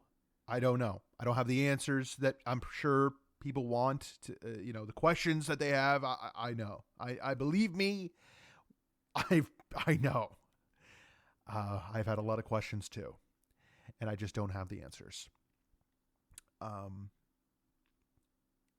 I can tell you is what I know. And what I know is Raina has made it very clear. And she has a lawyer. We will be divorcing. I don't know what I did wrong. I don't know what I said or what I did. And I know a lot of people had reached out to me in the last 2 weeks and had told me to be careful, to sign a prenuptial agreement. And I said some things that I shouldn't have said. And now obviously I I'm trying to stay positive. But I did not sign a prenup. I did not protect myself in that way. I don't know. I don't know if there's still something there to be rekindled. I don't really want to talk about it. I mean, as you can imagine, I'm struggling, and I'm trying to kind of come to terms with it on my own here. But I've found in times where you're confused or unsure of what is going to happen, to reflect upon things that bring you happiness and joy. And to me, that's always been movies. So I kind of had a whole plan this week to go over all of the great things about the movie, the second Pokemon movie. I know last year I talked about the first one, and this year I was going to talk about Pokemon, the movie 2000, which is the second movie in the series. And Raina and I were going to kind of, I'm sorry. we were going to go over them together. Kind of go through our favorite Pokemon and what we loved and about the movie. But that's obviously not going to happen. So I figured I would kind of just off the top of my head kind of go over some of the ones I like and that are great from this movie and from the kind of second era of Pokemon and the ones that stand out to me, because obviously there are a few, and I figured maybe this would take my mind off of things and maybe help kind of just distract myself from a situation that I really have no control in.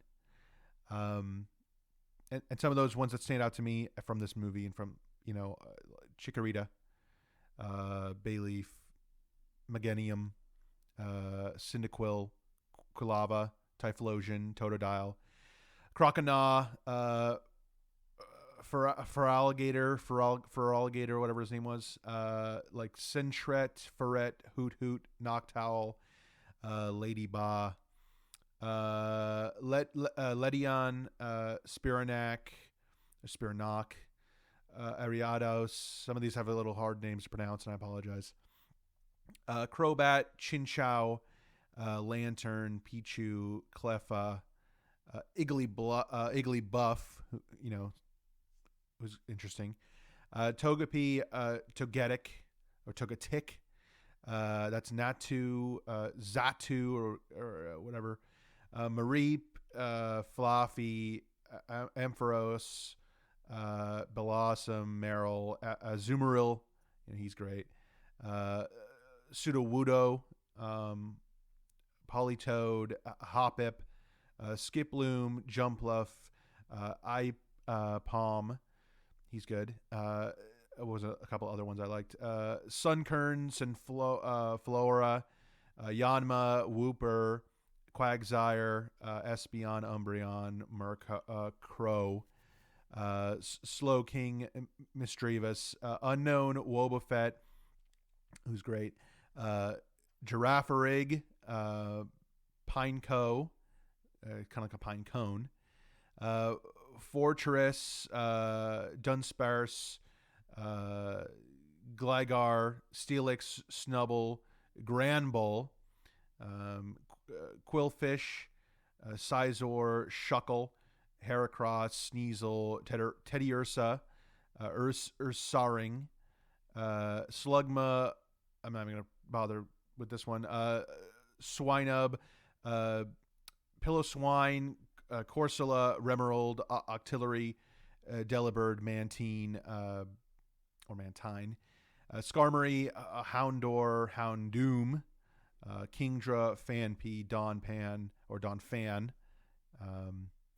Porygon 2, Stantier, Smeargle, whatever his fucking name is, Tyrogue, Hitmon, Top, Smoochum, Elekid, Magby, Militank, Blissey or Blissey, Raikou or Raikou, Entei, Suicune, Larvitar, Pupitar, whatever his name is, Tyranitar, Lugia, Ho-Oh, Celebi. Those are all the great ones I think that I can think of. Good times and good stuff to distract kind of from the mind, you know what I mean? And I wish I had the answers for you people. I really do. I don't know what the hell is going on right now. But Raina's not talking to me. Can't get a hold of her. Just completely cut me off. And none of the boys. I mean, I don't know. So I hope to have an update for you all next week. And maybe we'll get away from this, kind of craziness that's been going on. I'm really sorry. I just want this show to be a good time and, talking about stuff that I love, which is movies. And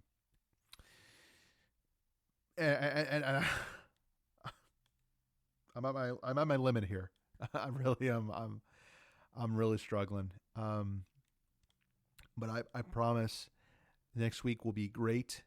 and I'll have all the answers for you, and we can put all this behind us, and look forward to the future. Thanks everybody for being a part of this and being a part of my life. I appreciate all of you, and thanks for listening. Catch you guys next week.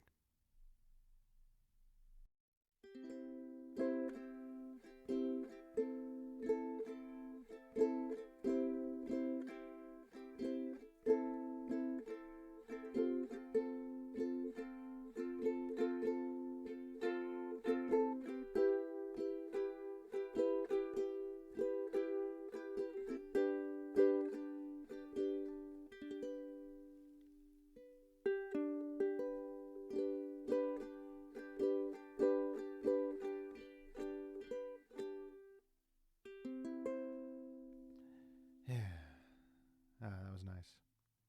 Hey, everybody. Welcome back to the show. That might be the last time we hear something beautiful like that. There's a lot to get to, a lot to talk about. I do have updates and some information that will be, clamoring, whatever the word is. I'm a little frazzled at the moment, but you know what? I the show's about, I feel like one thing that has been sorely missed on the show for a while has been the focus on movies, and that's kind of where I think the show should be heading towards. That's the direction I want to go towards. That's the focus, what it's always meant to be, and that's what I want it to be. And I don't want it to be about, other stuff that's distracting. So let's just talk about the movie this week, right? Because that's what we need to get to. This other nonsense can wait. So I want to talk about The Power of the Dog.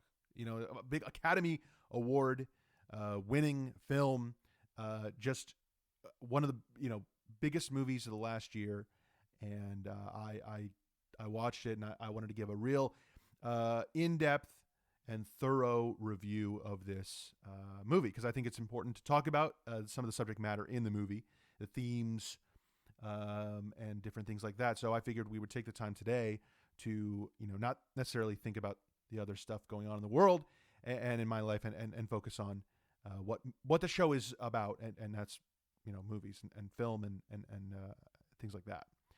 Now, before I get to my thoughts on the movie and kind of the in-depth discussion on The Power of the Dog, watching this movie, it reminded me of other great movies of the past that have had similar themes, similar ideas. And I kind of wrote a list here. It's not a very long list, but it's just a couple movies I jotted down just to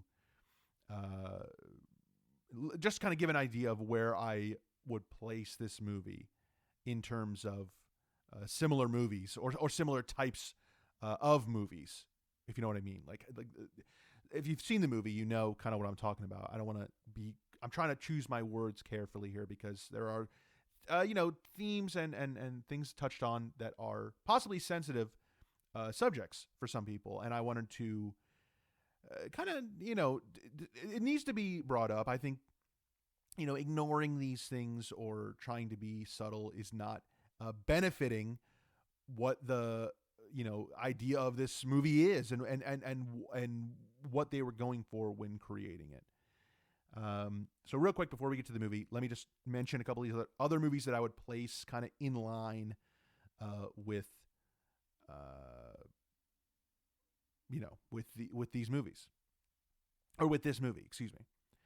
So Power of the Dog, similar, you might consider, would be movies like Boy and His Dog, for example, or Dog Eat Dog, Monster Dog, Wag the Dog, Man Bites Dog, Dog Day Afternoon, The Shaggy Dog, Stray Dog, Dog Year, Dog's Journey, Cave of the Yellow Dog, Hot Dog, My Dog Skip, just straight up Dog, The Karate Dog, Mad Dog Morgan, Mad Dog and Glory, Boy Meets Dog, and Illusion Dog, The Dog and the Diamonds, Digby, the Biggest Dog in the World, The Doghouse, You Lucky Dog, A Dog Named Christmas, Nicky, Wild Dog of the North, Oh Heavenly Dog, The Shaggy Dog remake with Tim Allen. Shepherd, the story of a Jewish dog. Dog Soldiers, The Dog Who Saved Christmas. Dog Park, Cool Dog, Heart of a Dog, Mad Dog Time. How to Kill Your Neighbor's Dog, Dog Flanders.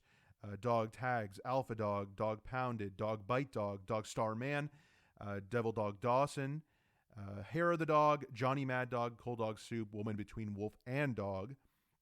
Citizen Dog, Dog Who Saved Christmas Vacation, Dog Gone. Top Dog, The Dog Problem, Dog Lover Symphony, Doggone Love, just Doggone, not to be confused. Wishbone's Dog's Days of the West, Black Dog, A Boy and His Dog, My Life as a Dog, I Want a Dog for Christmas, Charlie Brown, White Dog, Dylan Dog, Dead of Night, Reservoir Dogs, and, of course, Diary of a Wimpy Kid, Dog Days. All of these kind of have similar, comparisons you could make. But when it comes to the power of the dog, which, is what we're talking about today, I really felt like it came, strong with its theming and carried it all the way home. So it's one of those movies that you watch and it sticks with you for a while, and you kind of find yourself lying in bed at night thinking about it. So, as far as awards and accolades and praise, I think it earns it in spades, and really kind of had that no pun intended, but doggone dog, So great movie, and I highly recommend it if you haven't checked it out. Power of the Dog. Definitely good and definitely worth your time. But be some sensitive material, so be wary of that if you're watching with your kids or whatever. What else is going on? I mean, I don't.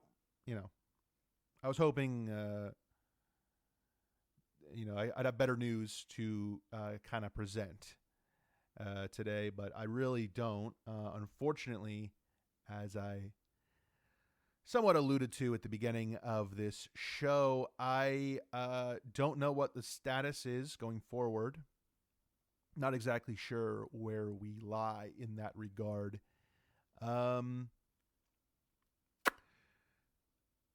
Well, to put it simply, I spoke with Raina's lawyer in the week, and I did not have my own attorney or whatever, so the court appointed one, and he sucked, to say the least. He didn't do shit for me. I got kind of cleaned out. I mean, that's the truth. When it all said and done, the divorce is unfortunately final. I'm kind of trying not to. I mean, I don't really know what to tell you as far as. I don't want to be cynical or think of a worst case scenario here, but it seems to me that I got raked over the coals. There was some shit that was I don't fucking know the terms. Placed against me.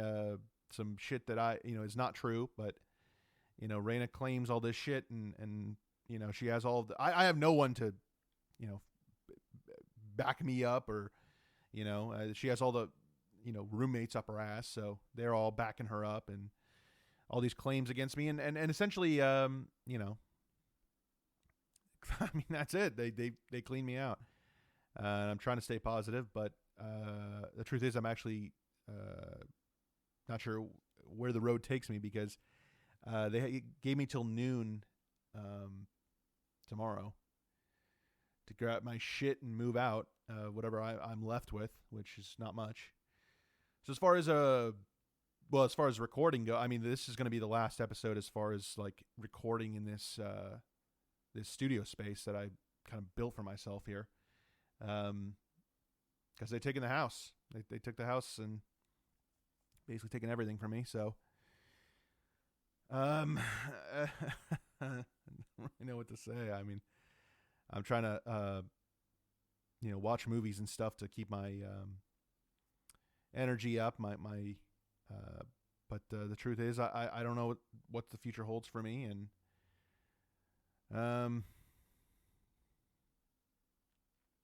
yeah, these people are pieces of shit, and I don't want to say too much because I don't know what else they can use against me in this recording. So good on them. I mean, congratulations. You guys got what you wanted, I guess. Happy ever after for you fucks. And I'm gonna, keep my head up. I'm hoping to get something worked out. I'm not too worried because I feel like, I always land on my feet, and I have some stuff lined up as far as where I'm gonna stay. I'm not sure about a good recording space. I'll have to figure something out next week, but I have a plan. I have a plan. It's not a great plan. It's not a future proof plan, but I definitely have a plan for where I'm staying, and I think this is not the last you've heard of me, and it's certainly not the last that Raina and her goons have heard of me either, because let's just say,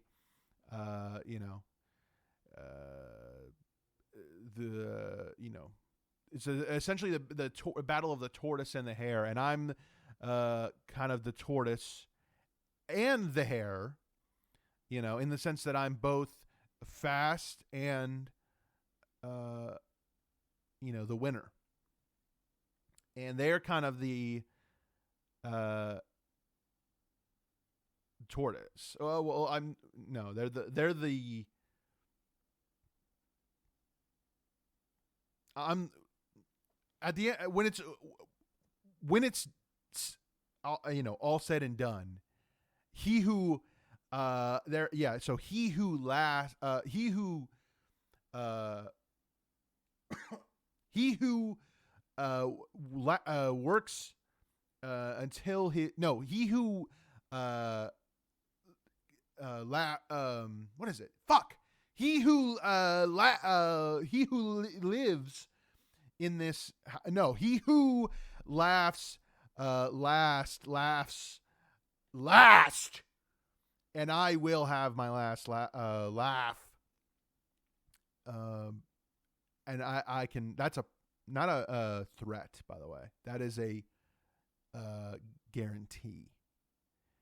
And next week, the truth will come out, and I will be at the top of the mountain, and I will be at the top of my game, and the show will hit its stride in the next era of its livelihood.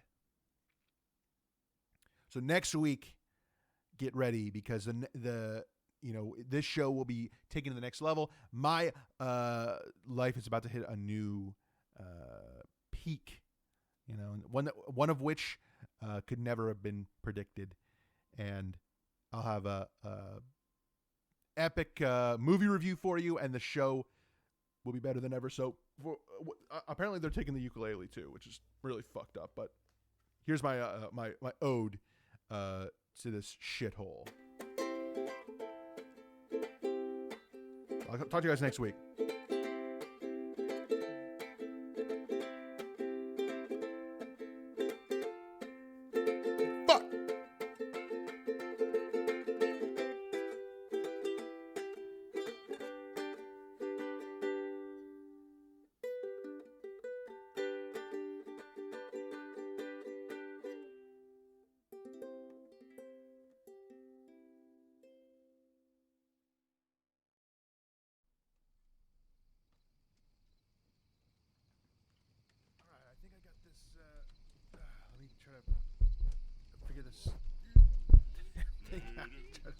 Get this all set up going here. All right. Testing. Is this thing working? All right. I think we're good to go here. You guys quiet down? This is going to take like 15 minutes and then go back to what you're doing. Okay, hello everyone. Welcome back to the show. Welcome back to the podcast, the show. And kind of, in unfortunate, I was hoping.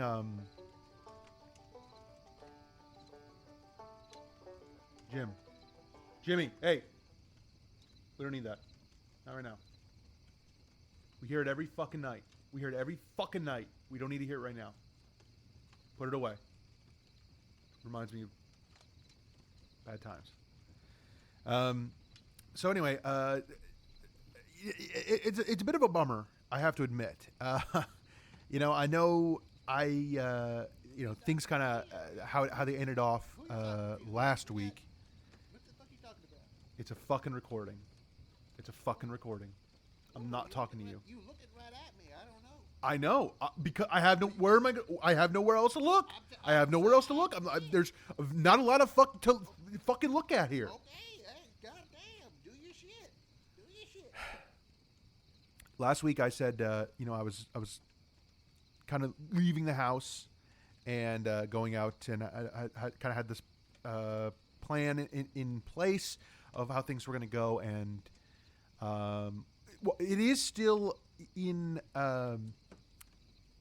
effect. So, it is. The plan is not changing. We're not quite there yet, and I wanted to get an update out here for you all to listen to this week. I didn't want to skip a week, so I figured I would record it now. And it's unfortunate because, like I say, I kind of in between, milestones in my life. So unfortunately, I'm not quite where I want to be. I'm currently staying with a couple people. All right. Keep it the fuck down, because I was quiet during your fucking whatever the fuck that was yesterday. Fucking boring ass shit you made us sit through. So have some damn respect. All right. Hey. Some shit going on over here too, so you mind your own shit. Sit down and keep that fucking banjo out of your hands. Now, unfortunately, I'm coming to you from a somewhat of a camp that has been set up here of people in dire straits. People who are in between jobs, in between homes, residences, whatever you want to call it. And I've been staying here for a few nights. These gentlemen are they need someone to kind of lead them, And the funny thing is, not to jump too far ahead here, but the movie for this week was Freaks, and not too different from the freaks I'm living with right now. Oh, come on, you guys are a couple of fucking freaks, ugly fuckers. And that's the thing is, we watched Freaks because they have a nice thing here where every Tuesday we kind of go to I don't want to say the wrong term here, but it's kind of a shelter that they offer food and they play a movie, and they were playing Freaks, so I guess that's the movie review for this week. The 1930s or whatever, the 40s, where the fuck it was that came out, about a bunch of fucking circus freaks. They're doing their shit, and what can you say? I could barely pay attention because I got a lot of soreness kind of around my eyes. Must have caught something a couple days ago, and I'm really struggling to see a lot in front of me and kind of in my general vicinity of what's around me. So it's really hard to hear it. I couldn't hear it either because that was the other thing. Yeah, I've been losing my hearing as well. So I'm not. I can't. I mean, the best I can say is it felt nice because we were in the heating whatever central heating, whatever it was in that shelter. So, you know, the feeling of it was nice, but that's about all I can kind of review for you. All right. Keep it hey. Seriously. We went over this. I mean, you are all fucking freaks. I mean, we can make that very fucking clear right now. You can mock me and you can fucking disrespect me all you want, but there's no fucking denying. You are a pinhead-looking motherfucker, and you're 1 fucking minute away from getting fucking knocked out. And I Do your shit. Mind your business. You know what we did for you. But I'll admit, I'll give these guys enough. You know, we give each other a lot of flack. You know, there's a lot of back and forth. It's kind of the way you survive out here. You have to be tough. You have to be thick-skinned, and you have to be strong. But I'll give these guys credit. They know how to light a fire. Come on. Hey, that's funny. You know, because you know, unrelated. But I have heard that, unfortunately for, you know, everybody, I guess, the house, you know, in which we resided, which I resided at one point, Raina and her goons, you know, they took it from me. Well, rumor has it, from what I've heard, they'll be living in a bunch of ashes and rubble, and not Barney rubble. Although I think you could argue Raina's feet are like Barney rubble's, big nasty motherfuckers. But I will say, you know, condolences to them. That sucks. You know, house is a burning pile of shit, which is on them. I mean, you got to take care of that shit. You got to get insurance. You know, which that house was not insured. So, you know, you never know what could happen out here. Shit. You know, lightning strikes. You know, a couple of homeless fucks come up and burn your fucking house down. So, you know. But I'm just saying. I mean, hey, you never know what could happen. You know, there's no way of proving it either because, you know, there's no evidence because it all burned up. So condolences to them. You know, so, get better soon or whatever. But you can kiss. Well, no, I'm not gonna say that. You know, because you know, we all been there. I mean, you know what I mean. Everybody loses their home occasionally from a fire. But yeah, I mean that's kind of what it's been like for me. And I'm not gonna be here much longer. I mean, the plan is to, you know, move on up. Because. All right. Keep to your own. Make your own show. Okay. But yeah, I mean everything's great. Other than that, you know, been losing a little bit of weight, which is always good. And mainly because, you know, my diet has been a little more restricted, based on what's available. Really relying on those shelters on Tuesday because that's kind of the main, you know, source of where I've been getting my food. But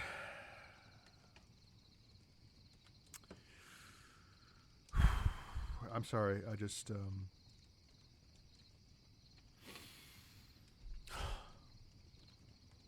I can't fucking do this anymore.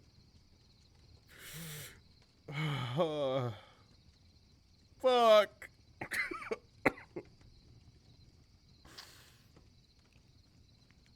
Fuck. I can't fucking do this anymore, man. Look, I fucking let me hold on. Come here. don't get the fuck off me. I just can't fucking do this anymore. Fucking just.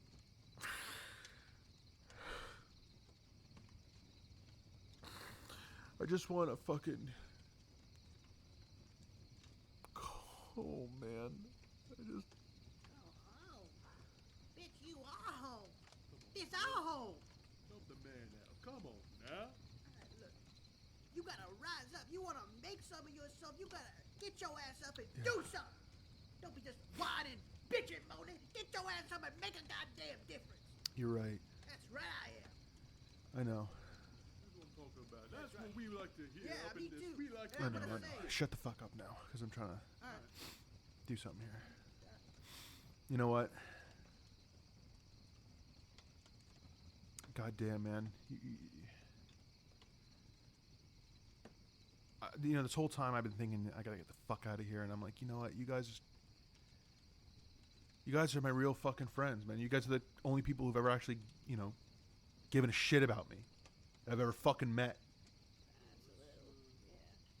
You know what? God damn it. I'm not going to let this shit happen to me anymore. I'm not going to fucking let other people, you know, make decisions for my life anymore. I'm going to do what's best for me and what's right for me. And I'm going to make the right fucking choices in life. And I'm sick and fucking tired. You know, I'm sick and tired. I'm going to make a phone call tomorrow. That's right. I'm reaching out. I'm swallowing my pride. I am reaching out tomorrow, and I'm making that phone call. Hell yeah. Because you guys are right. Hell yeah. You guys are right, man. I'm not gonna let this shit happen to me anymore. I'm not gonna fucking lay down and let these fucking people just step all over me and fucking treat me like I'm some, you know, fucking homeless piece of shit. No offense. God damn, that's cold. Let's do something about it. Let's fucking rise up. Let's fucking make a change and make a fucking difference and make sure these fucking people get what they deserve. All right. Hell yeah. And that we, God, the working man and the bottom of the totem pole, we rise up and we fucking make a difference. Because I'm sick and fucking tired of it, man. I am, and I know you are too, and it's time. And tomorrow, I'm going to make a fucking phone call, and I'm going to make a fucking change, and I'm going to make my life what it should be. Damn well believe that. And we're gonna do something about it too. We ain't gonna just What is that? go to no reparation or something. Shut up. Shut the, hey, We're gonna fucking take back shut the this fuck up. What? Is that the cops? Oh, we gotta go. We gotta go. Grab your shit. Grab your shit. Grab your shit. Grab your shit. Grab your shit. Grab your shit. Give me that shit. Grab your fucking shit, you idiot. Fucking moron. Pick up the shit. Let's go. Go. Go. Go. Go. Go. Go. Go. Go. Go. Go. Go. Go.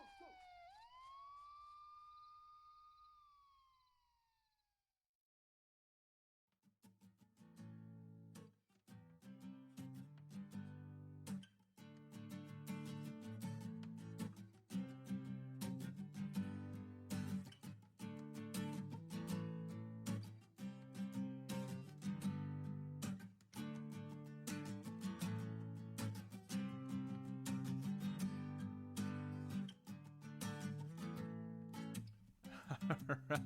Awesome. Hey, thank you. Thank you, ladies and gentlemen. Welcome to the show. Welcome to the podcast. A big shout out and thank you to the master himself for the opening song, the Mr. Lenny Kravitz. Thank you, Lenny. And that was awesome. So thank you. We're good on the song. All right. Enough. It's cool, but you know. Welcome to the show, everybody. Welcome to Intolerable, Insufferable, my podcast that I do. Hold on. Wait. Hey, we're good, right? All right, cool. Thank you, brother. Thank you. Seriously, that was awesome. Oh, and we need to, come here.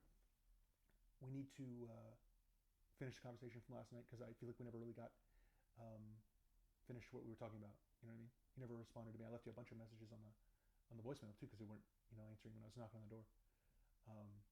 But we need to, you know what I mean? The Zoe, the bedroom situation, which you know, we need to talk about it because it has to be done. So tonight it'll be resolved. We'll figure it out. Also, the sunglasses. We talked about this. I really don't want them on in the house because it's like I can't see, you know, your eyes. And it's a whole thing. So it's just rude, is what I'm saying. All right, thank you, brother. All right, thank you, Lenny, the man. Holy crap, folks. Wow. What a week it has been. I mean, it's been a wild ride, and I have to admit, I'm sure you're probably like, what the hell's going on? Last week, I'm so sorry. I want to apologize for what happened last week. That was a hell of a week. It really was. I don't know what the hell was going on. I was, mentally ill. I was physically ill. It was just a bad place with bad people. I shouldn't have been there. But I let myself fall. I let myself fall to the very bottom, and that happens sometimes. And the important part isn't dwelling on it; it's learning from it. And I learned. I learned my lesson big time, and I think this has been a really important few months in my life. And that was a tough time, man. It was tough. And also, I want to just kind of get a statement out there on my behalf, as well as for the law and as well as for the Lord, God Almighty, if He's listening. And that is in regards to the two gentlemen that were in that same area that I was inhabiting, and they were also there. As far as their situation goes, I just want to say they're very guilty. They're as guilty as you can be, and they should be dealt the full extent of the law that is deemed to be dealt on them, because what they did was wrong, and they need to be punished for it. So as far as I'm concerned, they're guilty, and that is my plea. If you want to use this recording in court, I will not be appearing, nor do I ever want to be contacted again. But those two are guilty, and I hope they rot in prison for the rest of their lives. Now, let's talk about the infamous phone call. I know last week I kind of set things up. I really, I was at the bottom, as I said, and I needed to reach out. I needed to reach my hand out there and grab that golden hand, or have, be reached out to. So I swallowed my pride. I did what nobody wants to do. I made a phone call. Nobody wants to make a phone call anyway, because it's nobody does that anymore. But I made a phone call. I reached out to the one person I felt had the best interests at heart for me since the very beginning. The person who I felt genuinely cared about me the most in this damn world. And I feel like this person is the only one who truly cares about me and ever has cared about me. And that is the one and only, the greatest man I've ever had the pleasure to meet. And that is the one and only Marcus Kravitz. And he's my former producer. He helped kind of put this show together last year. We had a bit of a falling out, unfortunately. I don't even remember why, but I do know there was a whole lawsuit, which I had nothing to do with, that basically wasn't even involved. And I, haven't really been in contact with him, haven't talked to him, but I reached out, and I had to reach out a few times because he didn't answer. But I finally got a hold of him, and we talked it out, and we worked it out, and things are great. Things are better than they've ever been. And I feel great. I genuinely feel better than I've ever felt my entire life. And that's no joke.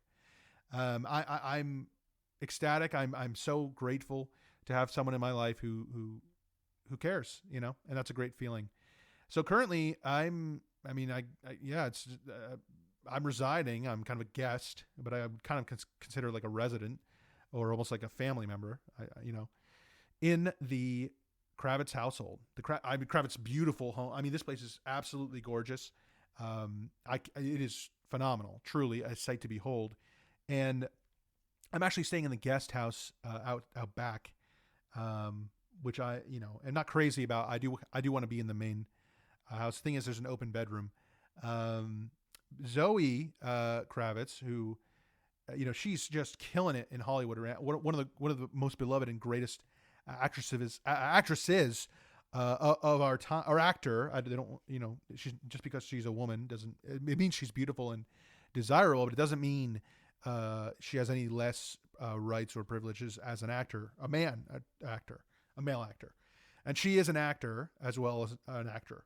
So, and she is out right now because she's in Hollywood. She's killing it out there, and congratulations to her. She doesn't need to hear from me, because I'm sure she hears it all the time at our Hollywood parties and get-togethers and sleepovers or whatever they may.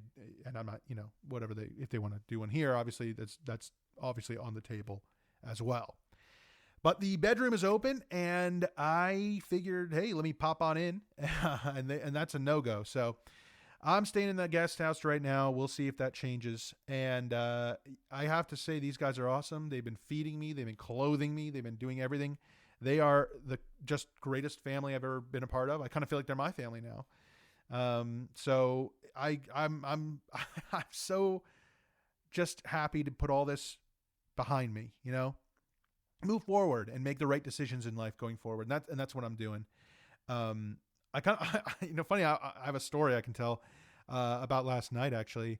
So last night we were eating dinner and, that was, kind of as a family, and that was great. I always love the cooking here. And, I'm talking to Lenny and I'm like, yo, let's get some shit going and having a good time, whatever. And one thing Lenny's, the thing about Lenny is, he's such a mega star. You know what I mean? When you're such a huge rock star, whatever, I feel like you live in your own world. You know what I mean? It's almost like your own bubble. And, for me, I'm kind of thinking, I'm staying here, Lenny's kind of teaching me the ways of the rock star, the rock star lifestyle. And I'm kind of like, I feel like I have something to offer him as well. I feel like I could teach him kind of like the ways of the working man, the working class, and kind of the other world that he doesn't really know. And in doing so, I feel like I could teach him kind of like, for example, like when someone's talking to you, at dinner or at any time really, you should respond, have a conversation, speak. He's a very quiet person, doesn't like to talk, but that doesn't really matter because it's rude, to not talk. So when someone's speaking to you, it's almost like speaking at a wall. And also the sunglasses, he's constantly wearing them in the house. And I really do not like that. I've said it many times. Just don't trust it. It's rude again. And I'm trying, he's learning, you know what I mean? He's learning and I'm teaching. So that's going well. But, last night we were having dinner and I'm like, hey, I got an idea, fam. Let's have a movie night. You know what I mean? Like, let's get on the couch and have a big old movie night. And that's the thing about Lenny. I don't know if a lot of people know this, but he's got a huge DVD collection. Guy's a big movie fan. Doesn't have the knowledge, that I do or like the love of it, but I kind of have that. He has the collection. So together we kind of, make a perfect mixture. I feel like I can provide kind of almost like a DVD commentary, as we watch the movie. And I feel like everybody in the family really appreciates it. They don't really say anything. And I feel like they're just speechless because it's, teaching them so much.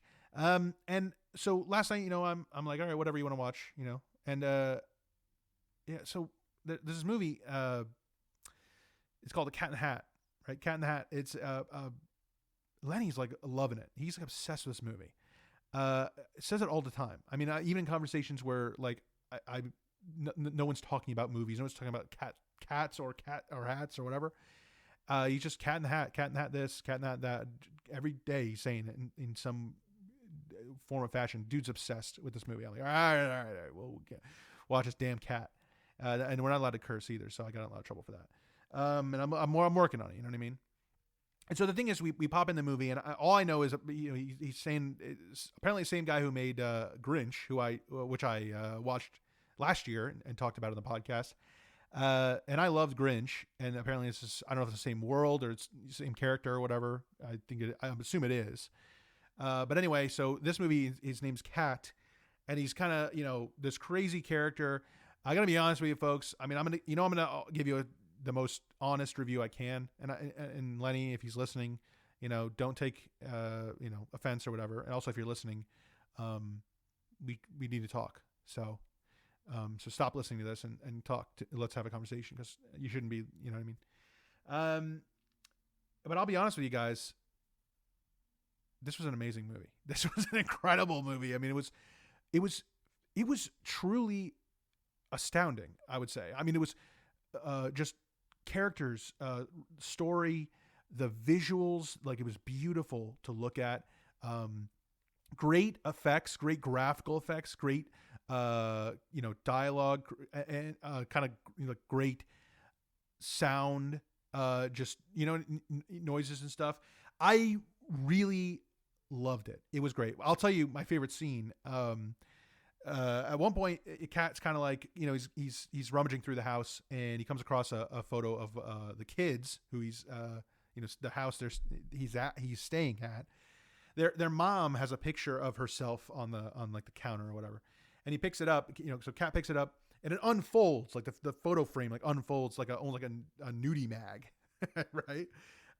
So he's got the or not cat, not Larry. Larry's on the couch next to me. And so Lenny, not Larry. Larry's Larry might be the name of the cat. I don't know. They don't name him in the movie. So, but anyway, so Larry, cat he's got the thing. It's open and he's freaking freaking out like a you know what I mean, like just we can't see what's in it, and it's just you got to imagine it's got to be tits and ass. It's got to be the whole thing. And he's loving it. So we're losing it. So that's great. That stuff's all in the movie. Paris Hilton's in it. She's great. Got a lot of cat getting hit in the nuts. And at one point he's got tits. It's a great movie. Really. And I recommend it to anybody out there, especially if you're a Grinch fan. You're going to love Cat too. So that was great. And speaking of movies, I do want to say, one thing, I feel needs to be addressed on this show. I just feel like there's maybe a little miscommunication, misunderstanding on my part with Zoe Kravitz. So I know, in the past I've talked about her movies or whatever, and I know, she's killing it in Hollywood. She's doing great. A lot of critics basically love all of her stuff. I don't think I've ever seen a negative review. And the funny thing is, if I have seen a negative review, and any critic of any caliber who giving a negative review of any kind is joking, and I think that's incredibly obvious. They're definitely joking and messing around, and that's what you do with family, is you kind of play pranks or poke fun. And I wanted to just kind of get that out there because I feel like that's something people may try to dig up as a little dirt. But that's the thing. Anyone who says anything negative is joking or is jealous, and I'm not jealous. Or they, anyone might, but I don't think anyone's jealous. I think they're more, or maybe they're jealous like they're not with her, and that's the thing, is I feel like I'm so close to her. I've seen like all of her baby photos now because I've kind of gone through them before they locked the door, and I feel like that's weird because like they're locking her door now because they don't want me going in there. But it's like, I don't know, like what's the problem? Like, you know what I mean? Like, what am I gonna do? They're acting like I'm gonna, rummage through her underwear drawer, like as if I haven't, but anyway, yeah, I just want to kind of get the message out there for everybody to understand. I know last week was a bit of maybe a scary thing to hear, but I'm beyond happy. I'm beyond great. There is a bit of business I need to take care of. And business is always so boring, and nobody wants to do it, but it is important and I need to address it. There was and is a one stipulation or rule or a restriction, whatever you want to call it, for me to live here. And that is,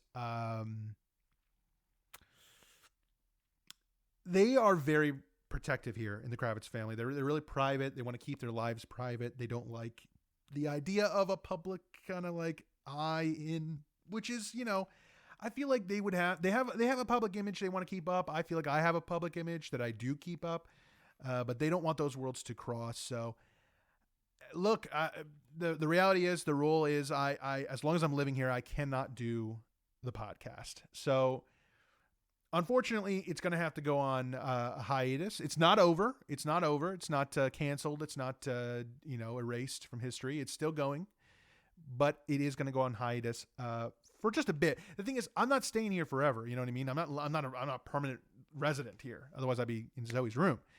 But I am kind of almost like at a halfway house. Like, this place is to get me better, get me back on my feet again. I'm going to get a job. I'm going to get money coming in. Everything will be great. Once I'm back on my feet, get my own place, the pod will be back. Back as soon as possible. Bigger, better than ever. I feel like I'm going to do maybe 2 reviews a week. Maybe I'll do a daily episodes, or I don't know. Who knows? You know what I mean? But the show is going to get better, and it's going to be bigger, badder, bolder, crazier. Not like this, not like it has been, but better. So I'd say maybe a few weeks, hell, even a few days, I might be back on my feet again, and the pod will be back. So it'll be back before you even know it. But yeah, that's the unfortunate. I tried, hell, it took everything I had to get them to let me to do this episode. Just I didn't want to leave you guys on that last one. That was a bad one. So I wanted to at least have a way of an updating and informing kind of where I've been and what's going on. So listen, I want to say thank you to everybody who's been a follower, a fan, and looking out for me and everything. I really appreciate it. And the only reason I do this show is because I know people out there are supporting me and they love me. So thank you guys so much. Oh shit. I just realized, oh fuck. I don't have a, hold on. Let me,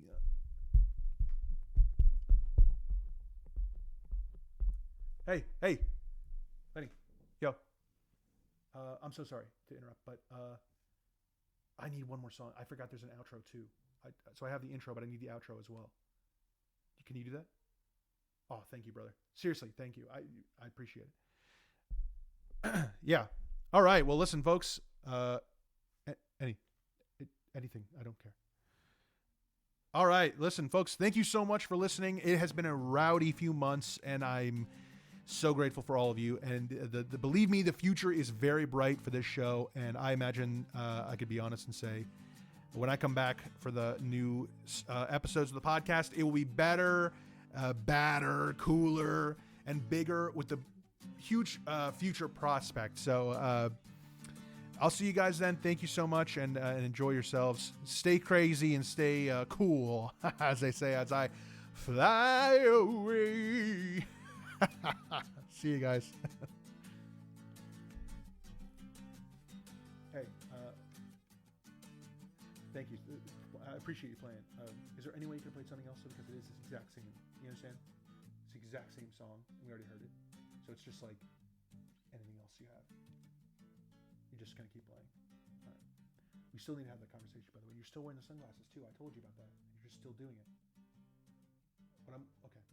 We need to talk about the Zoe room because, like, I'm going to be honest with you. That door's coming down tonight. So either you unlock it or it's going to be broken down.